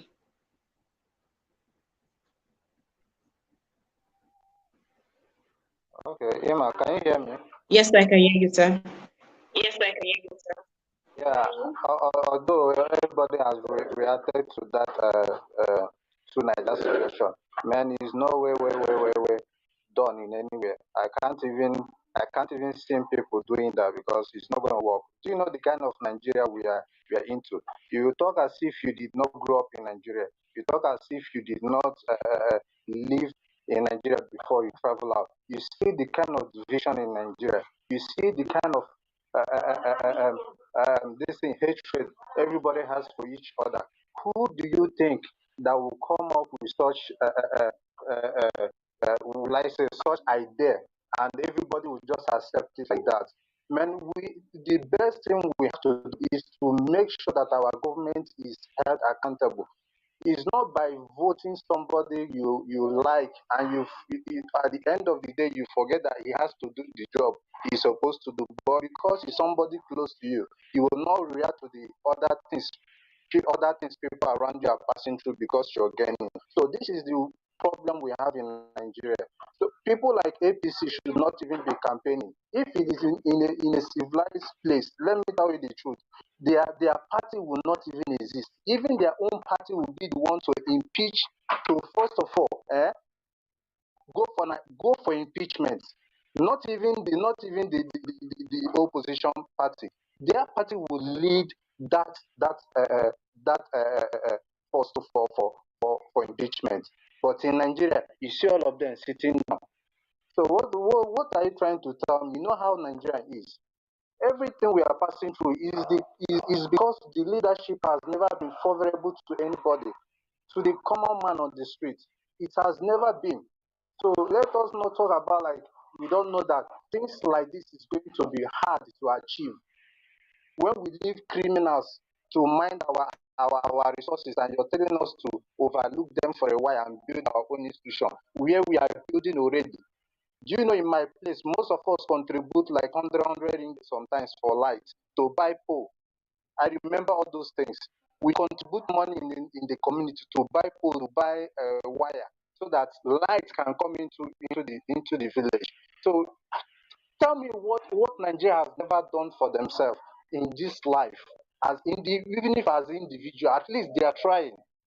Some that has business cannot even employ people because governments have made business more useless than ever. They cannot even employ anyone, and they don't know that each business they kill in Nigeria, they are killing about 10,000 people that are supposed to be benefiting from that small business. They don't know that. So how do you intend this kind of system to continue? And you want us to chill and build our own institution, and they will be the one to come and be collecting tax. Also, they will be the one to make that place not to be effective. They will make sure that that place you build, all those your institution you have built, they will make sure it will never work or function well. They will cripple it with their nonsense policy. You want to try? Try it. You yourself build common school in your village or build hospital in your village. Let's see how you manage it. Let's see how you. Then after that, you come out here and tell us how we are going to proceed. How your own establishment has gone. Then you come back here and tell us what to do. How we are going to follow your suggestion. So please, just talk issues. All right, thank you very much. Thank you very much, Mr. Mate. Please put your mic on mute. All right, thank you very much for that. Well, let's take this tweet, or let's take this comment from Joseph Orji. Joseph Orji says there's been years ago when Nigeria had a very good health minister, Olukoye Ransom Kuti, during Babangida regime, and he only accepted this post after assurance from Babangida.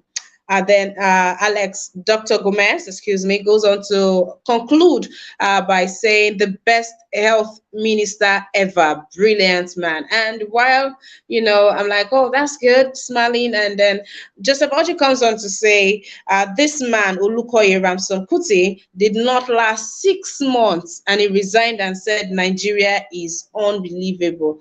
At this point, only God knows what's in demand, see we shock and we see Nigeria is unbelievable. All right, we have one more person on here, and that is okay. So what do I call you? Grace. Yes. Yeah, Grace, All me. right. Good All right. afternoon. Good afternoon to you, sir. How you doing? I'm doing very great. Thank you very much. And you, please. Fine, thank you, sir. Let's go ahead with your submission. All right. Thanks for this privilege. Anyway, this is my first time. Coming in here.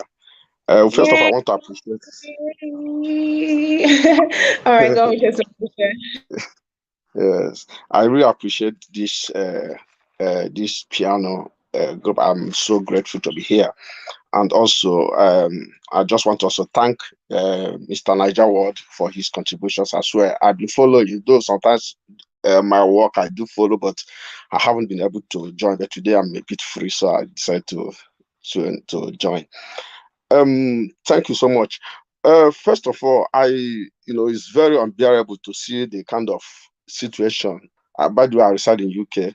To see the kind of situation, in Nigeria, especially, I don't, I can't believe that we are still having that kind of situation in Nigeria, especially in Lagos. We are not talking about urban world. We are talking about Lagos of the whole people.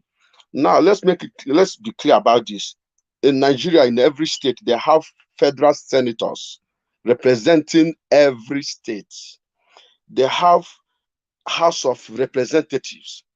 They have also every constituency has representatives that take care of the the project going on in around that community. Now, and also there is money that is dished out to every community monthly. We are not talking about 20 million. We are talking about more than 50 million monthly. But I'm very legit because it happened that also my senior is among the Senate back in Anambra State. So I know what I'm talking about. So we are not going to be here and be saying talking about contributing money. For me personally, I wish it could be done. I wish, but that is not the way to do about this. Otherwise, we are helping to support these corrupt leaders. When we have competent leaders, this shouldn't be a problem at all.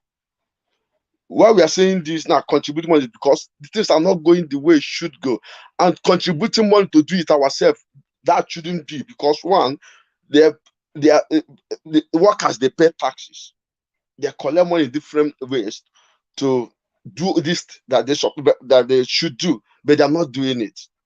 So for us, our own task is to hold them responsible, not to use our own money, monies to do it. I don't think, for me, I disagree politely and with due respect. I disagree with you, Niger, on this, honestly speaking. Now, not just to build. What about maintaining it? If you build it, one of the greatest problems Nigeria faces is maintenance. What National Stadium, the first time it was built, was very nice, but lack of maintenance. So many things. Airports. It's not like, here in Europe or in UK, it's well organized. And if you don't do your work well, you can, respectfully resign, or they take you out. But Nigeria is otherwise. Imagine this is Buhari is in Europe now. Do you think that Buhari will still be a Nigerian president? No. But still, because he's in Nigeria, he has people that always support him, even when everybody knows that he's doing the wrong thing. There are some people there still, bent on, yes, he must be there, because that's his own, that's his property. That Nigeria is his property. But what I'm trying to say is, Nigeria, we should be able to hold the leaders responsible. Let's start voting competent people in leadership. That will go a long way. So let's forget about donating money. It's very easy to talk. I wish it's very easy to talk. Donate money, please. You are talking about it because you live in UK where the system works, where you can put people that is very. And stop with this bad. I'm tired. I'm totally impatient with this. Check the private chat and see what human beings like you are doing. Sir? Check it. Sir? There are human beings like you doing the same thing. Our country is dying, and you are here saying just donating 1,000 naira a month is too much. With due respect, you are wrong on this. Come on. I've been in UK more than 20-something years. So don't tell me this. I've been in UK, I've been in Belgium. So don't tell me about don't tell me about this, about UK of a stop. Go to Nigeria, see what people are to get 1,000 naira is like a big problem. It's a big problem. You go to the hospital here, NHS, you go for free. You can't tell me that you go to Nigeria and too much in Nigeria. Yes, of course. Go, because you don't mean you are opportune and you are privileged to be outside in Nigeria, and you think that everybody's enjoying. You relax. I want to react on those matters. You to Nigeria, just relax. There is a lot on this matter. Go ahead. So please, let's just in here, if pay NHS maybe a weekly, or monthly, or a year, but at the end, what you gain is more. But Nigeria is opposite. So the system, because he works in UK, does not mean that he work in Nigeria. So for me, I'm still coming back to that. Let's hold our leaders responsible and let's put the competent ones. Thank you, sir. Please, you can go on. All right, thank you very much for your submission, Mr. Grace, and it's good to have you on here. We have our newspaper review. Comes up Monday through to Saturday, 10 a.m. Nigerian time. It's supposed to be for 1 hour, but because of the love I have for you people, on some days we stretch like this. And then we have the chart. The chart, anything just goes down. Lifestyle, social, spiritual, church, what tradition, just name it. We have it. That's where we have our round table, our family meeting. There we throw caution to the wind and we say it as it is. We have the discussions every day, Monday to Thursday, 5 p.m. with lovely Kachi. We have the debate every Friday, 6 p.m.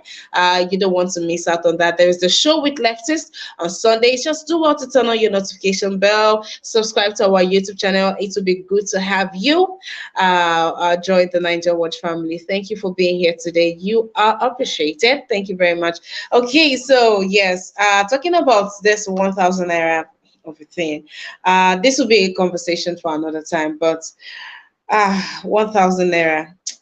Nigerians living in Nigeria, right, might not want to not because the money is too much, but of course, you have people right now. No.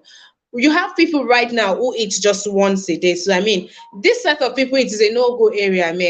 They plan whatever they want to do, and in fact, they plan everything. So if you are going to count this number of people in, you would have to reconsider. That's why I said 220,000. That's why I said 50 million. 50 million, not the whole population. The ones that can afford it. Okay, all right. Okay, all right. So a big thank you to each and every one of you that has taken out time to join us today. I hope that each and every one of you took out time to like this. It would be wicked of you not to like this particular broadcast. No, it's not be nice if you don't like this broadcast. Please take out time. If possible, please can you share the link so that the people that are in the chat can see it, so that they see what other people are doing. The Romanian people have frustration with their government, and they went on to do things themselves. 300,000 people came together to build a hospital. When people, we have to learn to change this culture where we think government solves all your problems. There is a link right there. If you go online, you see many and many cases of people taking charge of their situations. Okay, sir, excuse me, sir. I will come back. We will come back to that. Many and many cases of people taking charge. Sir, excuse me, sir. Sorry, we'll come back to that. Please, everybody, please, please, please, please, please. All right, thank you very much. I was giving a shout out to you watching the replay. Hi, how are you doing? Welcome to our newspaper review. Please do well to make use of the super thanks option just beneath the video. Yes, please. That's an avenue for you to support us. Click on the super thanks. It's safe and it's secure. Thank you very much for engaging us and to each and every one of you today. And of course, a special shout out to Dr. Gomez. Dr. Gomez, thank you for your comments, but even more, thank you for your donation. But what's up, guys? What's up? Nobody's showing me love. It's been a long one, and I know. So I don't try today. I know. So I don't try. So on a super chic body. So please do want to support us by clicking on the dollar sign to the right. Should you have forgotten, there's a dollar sign to the right. If you just stick your eyes down there on the comment section, please engage it. Please. Thank you very much. A lot of resources goes into staying beyond. A lot of resources goes into pushing for so long. So please do also encourage me to encourage support the channel, please. All right. Yes. So back to my panelists. Thank you for today. So at the tail of all of this is, with all of this, we can tell that our general hospital, they are in very deplorable state. Okay, let me turn to those on the comment section. What are they saying? Oh, Guluwagaditi. Hey, thank you so very much. Thank you so very much for the super sticker. Thank you, na champ you be. Thank you so very much. Thank you. Thank you. Thank you. God bless you. Thank you. God bless you. Thank you very much. Okay, so the tale of all of this is, with everything, we can tell that the state of our hospitals back here is very deplorable. So both the hospitals, the machineries, the staff, they all need maintenance. They all, nothing is working. They are not, if they are not being paid well, I can't even imagine seeing when you go to the general hospital, it's scary because you have lots of people. Now you want to go to the general hospital, you have to leave your house as early as 5 6 so that you can at least be among the first 20 people they will attend to. Do you know how stressful it is? And that's because they are short staffed. And now there is one doctor that is attending to so many people. And when the doctor goes on leave, of course, he has to stretch. People will start mourning where they go, where they go. Of course, he has to stretch. So, when you look at the doctors, you can't totally fault this ones. And you look at the government, I mean, general hospitals, it's 2022. The old barbaric way of treating citizens should stop. We dey try, we dey pay tax, we dey really, really try. So Nigeria gets money is because of the work that our civil servants, that these people put into it.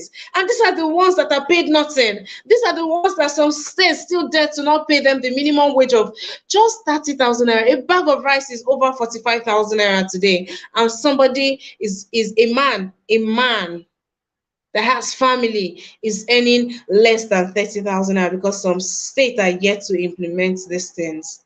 Somebody talked about humanity. Oh dear, I think I don't have that anymore. Somebody talked about humanity. He said Nigeria will never grow until we put humanity first. That's true.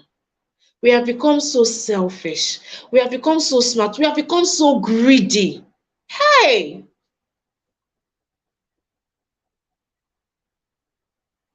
All this money, all these things to what end? We don't even have basic things. I mean, all of us we go to fine countries, all of us we go to other countries, but back home, shame no dey catch una. Back home. So if you think being there, is, we know that no place like home.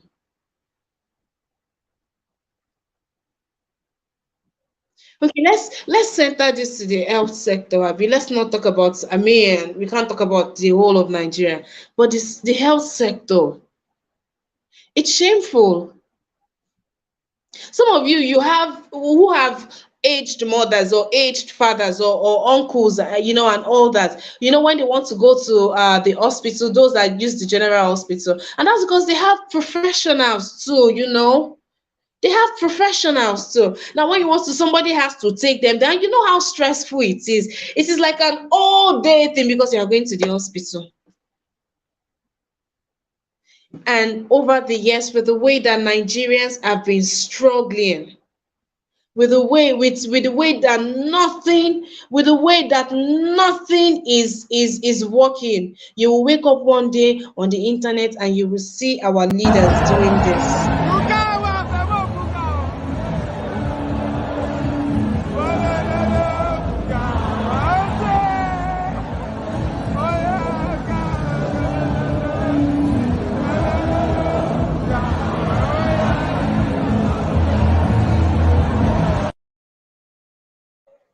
Now, what about this country should make our leaders gather? What are they celebrating? What is making them happy? What have they done? What is worthy of putting a pat on the back? With everything happening right now. And another election season is coming, and you think it would be wise of you to vote these same people into power. No remorse. I mean, Aisha at least apologized to Nigerians. But these ones, when it threatens to rain, people are scared.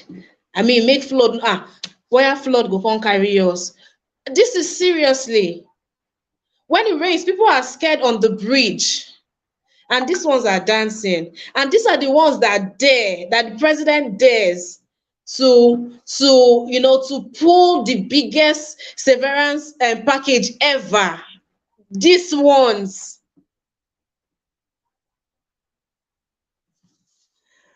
I'll leave it to my panelists to talk to Nigerians, to the good people of Nigerians, how necessary it is, because you and I, the Nigerians I'm talking about that are watching this video, that will watch this video, yes, you. Now, us, they use these hospitals. Our parents, our uncles, they use the hospital. So we either talk about, having the right people in power, because if we want to wait for Nigerians to come together and start building hospitals, we are talking about people are dying today, tomorrow. We talked about a woman that lost 3 of her children to fever because the hospital had nothing in 2022, for crying out loud. These are the ones we are talking about. Oh, wait, you think I'm talking about you that can afford a private hospital? Of course not. Talking about my people. Talking about the blind woman who they did not attend to until her son fainted. They expected the blind woman to go about looking for drugs, looking for this and that. Where have we kept our conscience? Mr. Tunaija, please, you have a minute. Thank you. Yeah, it's a very, very simple concept, and I think people have to understand when we say that it's up to them. You have to make yourself worthy in this life. Everything you do, there's no free lunch. If you expect to have a savior to come and save you, believe me, if that savior shows up, it's because enable that savior to show up. And I think our people have to realize that these things, if it gets frustrating, like that link that I sent, you people will take care of themselves. You have to do these things. And we keep saying that people are dying right now. People are going to die tomorrow. People are going to die next tomorrow. People are not thinking about tomorrow. Everybody's thinking about themselves today. There are people that think about 1,000 years ahead right now. They call it long-termism. They think 1,000 years ahead. We are just thinking today, now. If you want to solve this thing, the people have to come together and create a system that can make these things happen. We have to start organizing ourselves. And when you organize yourselves, I can tell you this, the leaders will see it and they will learn from what you are doing. We are the leaders just as much as the leaders are us. Thank you. All right, thank you very much. Mr. Chibuzo, to you, please. Yeah, thanks again, Emma. First of all, let me react on their celebration. They are celebrating because they are in power. That one is number one. They are not. They don't have anybody interest in their mind. Then let me react on what Tuna just said and what the other guy said. Number one, we have been providing power by ourselves, providing water for ourselves without government interference. And yet, we still pay tax to the government. So I don't see the reason why to Nigeria we said that we can be able to handle this project by ourselves. Then some people are reacting to that because all this thing had been done before without we knowing it. Then and right now we want to make it to be known to everybody and become reality. Then people are reacting to it. For me, I don't see anything wrong. It's all about ideas. What changes a country is ideas. If we continue with our old ideas, we will not get far. So if we get people who have ideas, contribution, something that can make country forward, will move forward, that will take us in a very big place and advanced areas. So what Tuna just said was good. What the other panelists were saying was right, but the other hand, they were a little bit wrong because they had been doing it before, contributing money for electric pole, wire, a pipeline, and at the end of the day, government did not interfere on this, and they pay tax. So what Good Nigeria said is okay. So what we need is an idea that can move the country forward. Thank you. All right, thank you very much for your submission. Mr. Majid, let's have you in 1 minute, please. Okay, thank you, Amma. My last submission here is that everybody can provide everything for themselves if they put a normal environment for everybody. Okay, let's just forget about doing what Tuna just said. All right, first of all, they have to provide a enable environment for such thing to take place, security-wise, because you can't tell me that you're going to build those institutions even when the security itself is not even guaranteed in Nigeria as it stands now. So there's some things the government have to take responsibility for. Then the people will see how effort they have put in trying to make that is how it's done every other places. Then you will see private sectors coming in. That is individuals who has what it takes to develop but the government has to start somewhere before they come in. And that is why you see people be going to tell them that man, they need to be involved in the government. All right. So why is asking them to come down? Because you want to make sure that you tackle that insecurity so that they will come invest their money in the government. You see a job will be coming, you think it's people creating job. No, it's the people creating job because we have a very level playing ground for everybody to strive, for everybody to work. We are ready to work. Just give us the work. That is what we ask of them. It's not too much. So I don't see reason why we have to be the one to do that all the time. So that is my own take on this. Thank you. All right, Mr. Majid, thank you for your submission. It is good to have you on this broadcast. Please put your mic on mute, sir. Thank you. Mr. Chooks. All right, we are taking our final submission from you. Are you still with us? Yeah, sure. Yeah, thank you. You see, to Nigeria, sometimes I felt that you are one of those Nigerians that feel entitled. That's why you're speaking the way you're speaking, because I guess you're from the north. You don't have these problems. Okay? If you come to Southeast, we build schools, roads, almost everything by ourselves. So we've been doing it for years. And that is why when you're saying this, many people will think, what is this guy saying? Because maybe you have not done such in your life. Okay? This is the problem. We need to hold these people accountable. And I keep banging on this until I hear you to Niger start questioning these people who have been stealing our money. Until I hear you question like the AGF, Malami, question the accountant general. Those are the kind of words I'm expecting from you. Then if you start talking about the citizens, we will listen to you.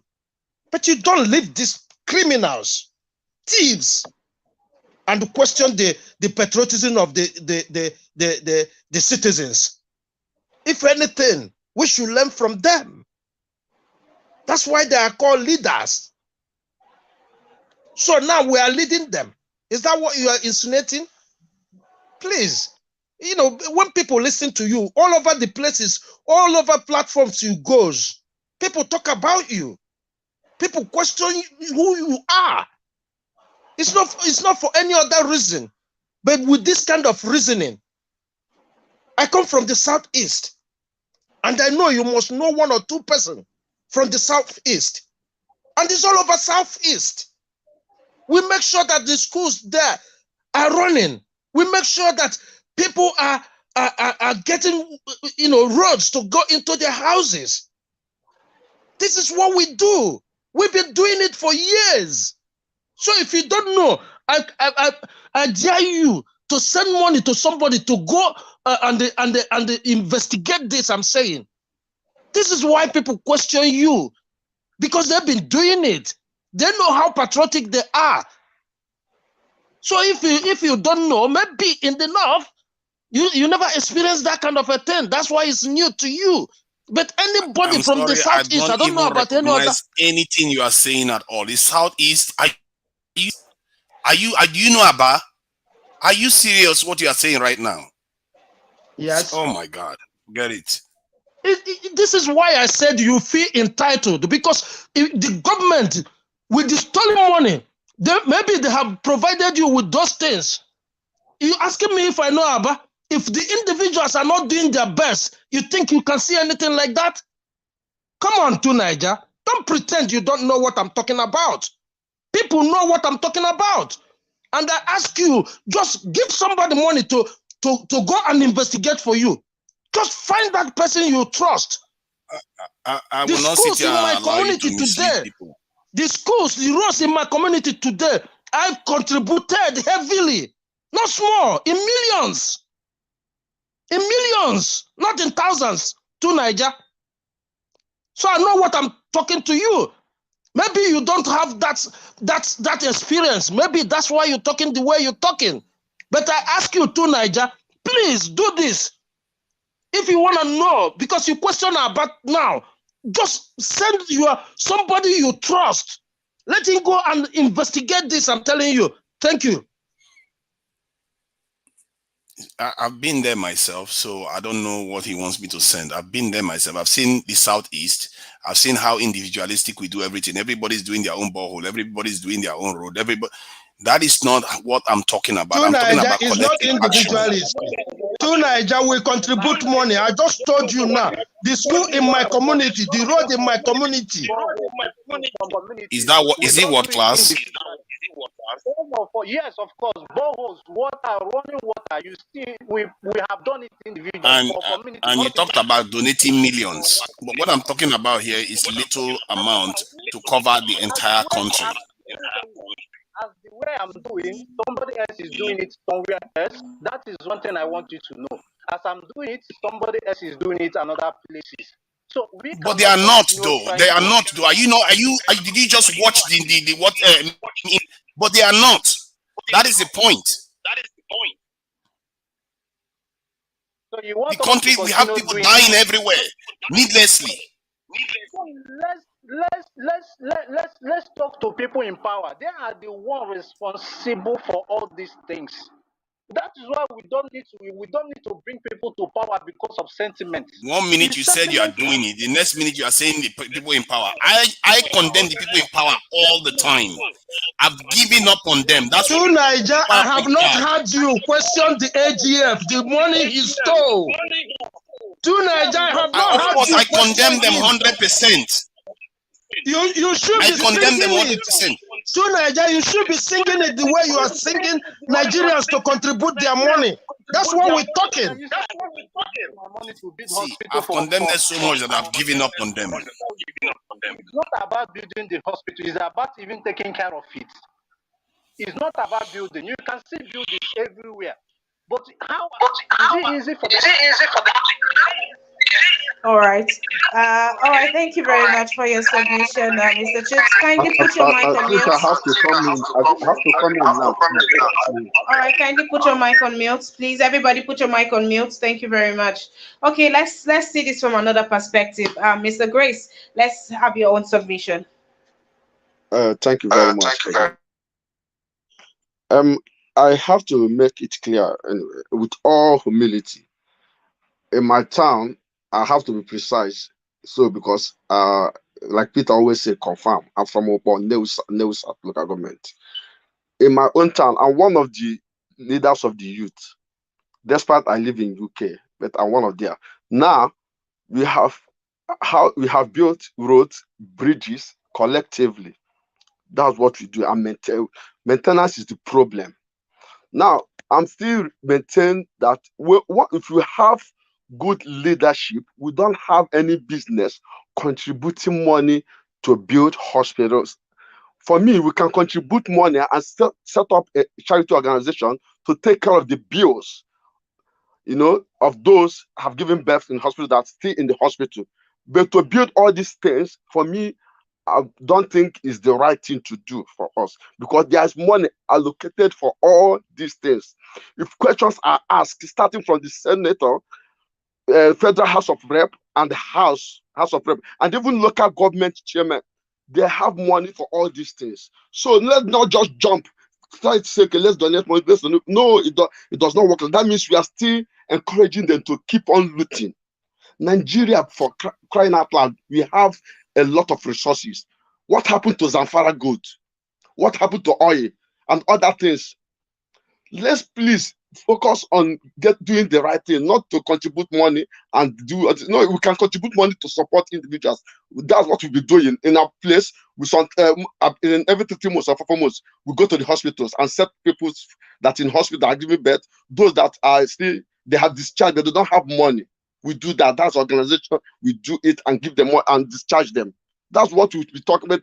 Talking about building, about building hospital and maintaining it, having the doctors and all these other logistic works. It's not today's work. No big career at all, my brother. So let's be fact. Yeah, let's be realistic. Let's not just if the power is in the hands of the people, believe you me, they can do it. You don't realize the power of the people. That's why you are saying that. Honestly speaking, sir, I wish common civil, let me say, common medical centers we built in villages is difficult to maintain, to bring the right doctors and nurses and put them there and put the medications.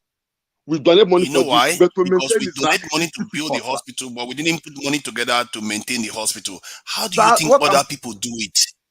Oh God! How do you think other people do it? It's not a secret. You are talking exposure. You are talking because you have been exposed. Sir, you are talking because you have been exposed to a better environment where system works. So, but in Nigeria is different, sir. Different mentality.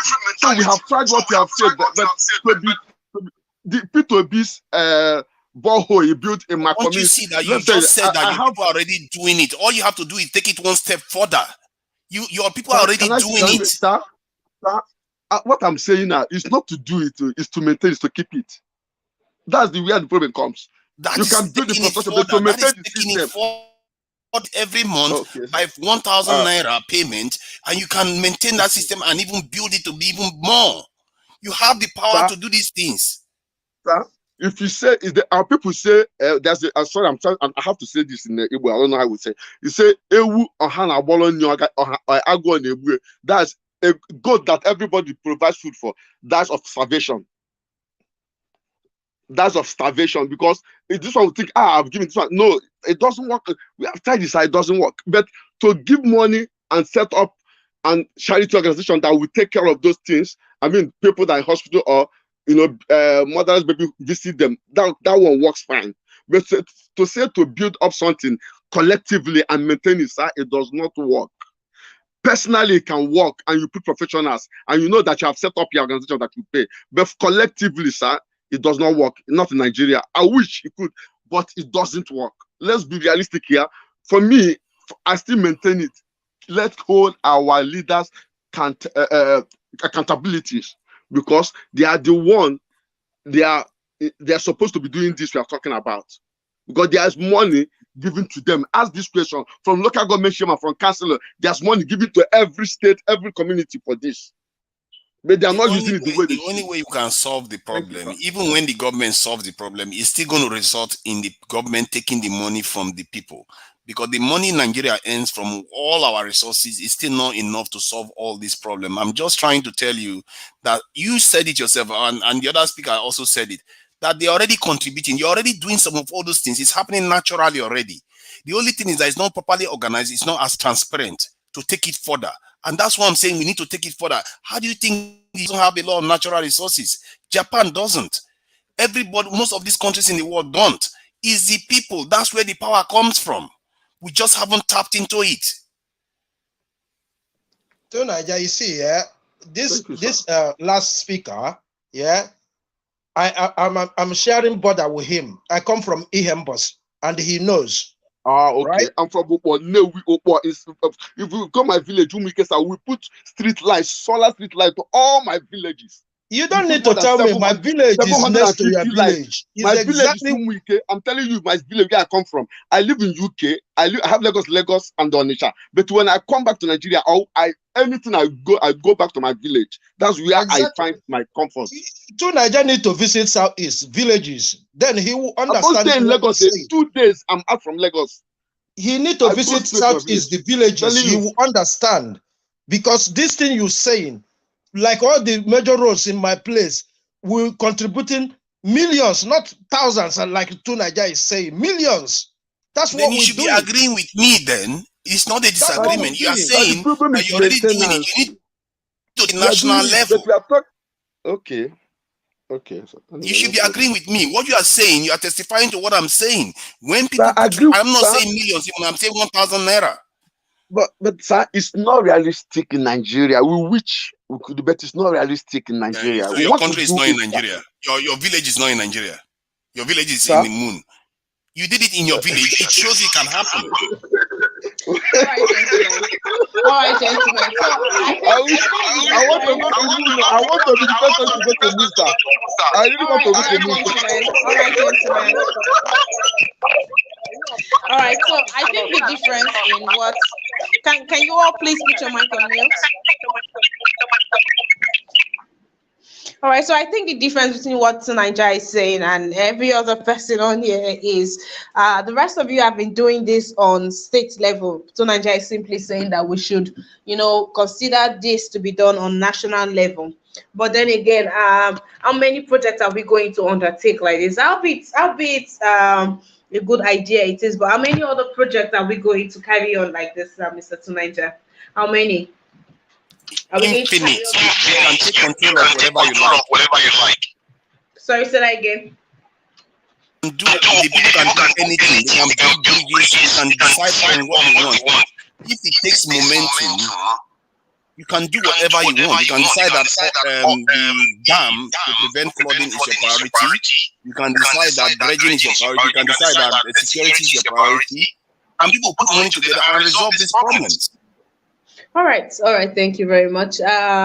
Okay, we've all taken submissions and reactions to this. Thank you. It's been an engaging section on our newspaper review today. Thank you to each and every one of you. Mr. Kennedy, it's good to have you still on this broadcast. Thank you so very much. A big shout out to you too, Mr. Alex. Thank you very much. And also a big thank you to Hilary C. Chinedu. So there goes a Mr. Right. Mr. Hilary, thank you so very much. Dr. Gomez, thank you so very much. A big thank you to everyone. Goluwaga Laditi, thank you. Thank you to everyone that has donated to the platform today. God bless you. A big thank you to each and every one of you. Please do well to remember our other lineups and do well to subscribe to our YouTube channel. And also turn on your notification bell. That's very important. And follow up on our other programs. So I'll see you tomorrow for our newspaper review. Yes, I'll see you tomorrow. So I have 1 minute for just one person if you have something to say. All right, so that being said, I'm glad we all came to an agreement in the end. Okay, so that's just the perfect way to end this broadcast then. So see you. Do want to join us this evening by 5 p.m. We have premium content to talk about. So do what, turn on your notification bell so you won't miss out on anything, please. I'll see you later on. Take care. Bye.